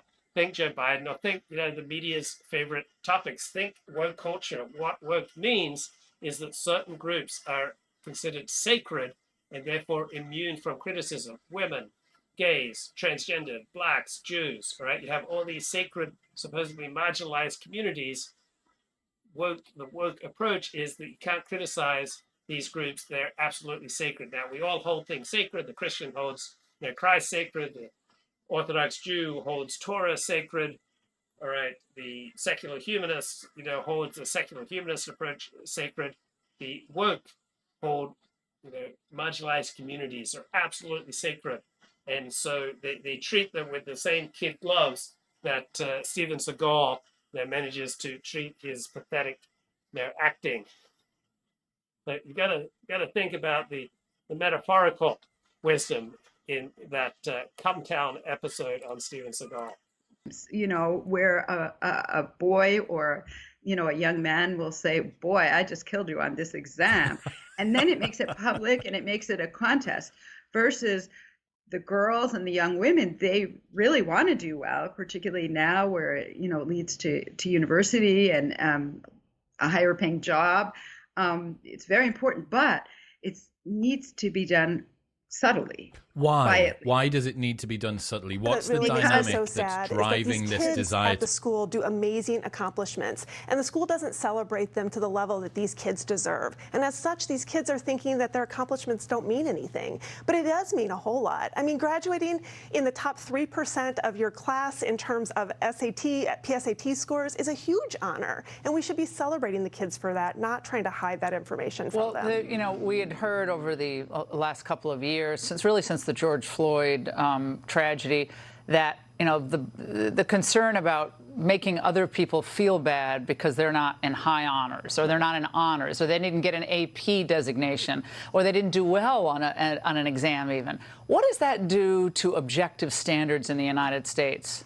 Oh, it absolutely destroys it, right? I mean, these kids are thinking that, you know, that their accomplishments don't mean anything. Well, no, but what does it do to the kids who are coming up through the ranks, or maybe are improving over time? Why bother trying, really? Absolutely not trying. I mean, why would you? I mean, these awards don't mean anything to you. Your accolades don't mean anything to you. You're led to believe that, you know, college admissions don't even look at SAT and ACT scores anymore. Why are you even working on your studies? I mean, it's just a hodgepodge of luck at this point. And at this point, what do the kids at TJ say about how this is all going? I mean, they kind of know what's going on, do they not? Yeah, they are. I mean, my son and his friends have made comments that they really are proud of the work that I'm doing and some of the other parents are doing to try to make the school better. They were really proud when they got accepted to this school. I mean, it's one of the top, it is one, let me just tell everybody watching, it's one of the top schools in the United States, period, Thomas Jefferson High School. But that made them feel bad, or it's not fair to the other kids who didn't get in. I've never heard of anything more ridiculous. I don't think it made any of them feel bad. I don't think these kids actually felt bad. I think it's I'm talking about the administrators. Yeah, the administrators feel bad, or they think the kids should feel bad, and they try to impart those feelings onto these children, and that's just really inappropriate. Well, your son doesn't really deserve to go to a top school. It has to be given to someone who didn't do as well. Shauna, thank you very much for bringing this issue to light, and we're going to be following up on this. Thank you so much. And good luck to your son. Thank you. Now, the medical censorship police strikes again. Of course, this is happening where common sense goes to die, of course, California, where new laws go into effect this week. Doctors who spread so-called medical misinformation will now be subject to various punishments. Now, the sanctions range from reprimands to suspensions to complete revocations of medical licenses. Joining me now is Dr. Jay Bhattacharya, professor of medicine at Stanford. Dr. B, who gets to determine what constitutes misinformation? What? I mean, in California now, essentially, if you go to the doctor, you have the CDC in the same room with you as your doctor. And the doctor has to decide whether they're going to serve the CDC or the patient. It's absolutely an incredible thing that has happened. I mean, normally, you would want the doctor to serve the interests of the patient rather than just public health in general. And now, under law, under threat of losing their license, California doctors serve the CDC over the patients. Dr. Bhattacharya, isn't it curious that as new information is coming out about the efficacy of these boosters, antibody-dependent enhancement, natural immunity, vitamin D3, zinc, all the other antivirals, the early interventions, now we're seeing the states say, whoa, whoa, whoa, we can't talk any more about this stuff. Isn't that curious? Well, I mean, the thing is, these issues are complicated. There's a lot of differences of opinions among experts on these issues. What this law does, this new law in California does, is essentially tells doctors, if you express your honest opinion, you could lose your license. That's the purpose of the law. It's to take qualified doctors out of that conversation so that there's an illusion of consensus on all of these complicated issues, when in fact what we really need is all minds at the table talking, considering honestly, saying what they actually think, instead of this sort of suppression of opinion by government edict. Well, one of the most courageous doctors in... Okay, I think that's going to do it for now. Take care. Bye-bye.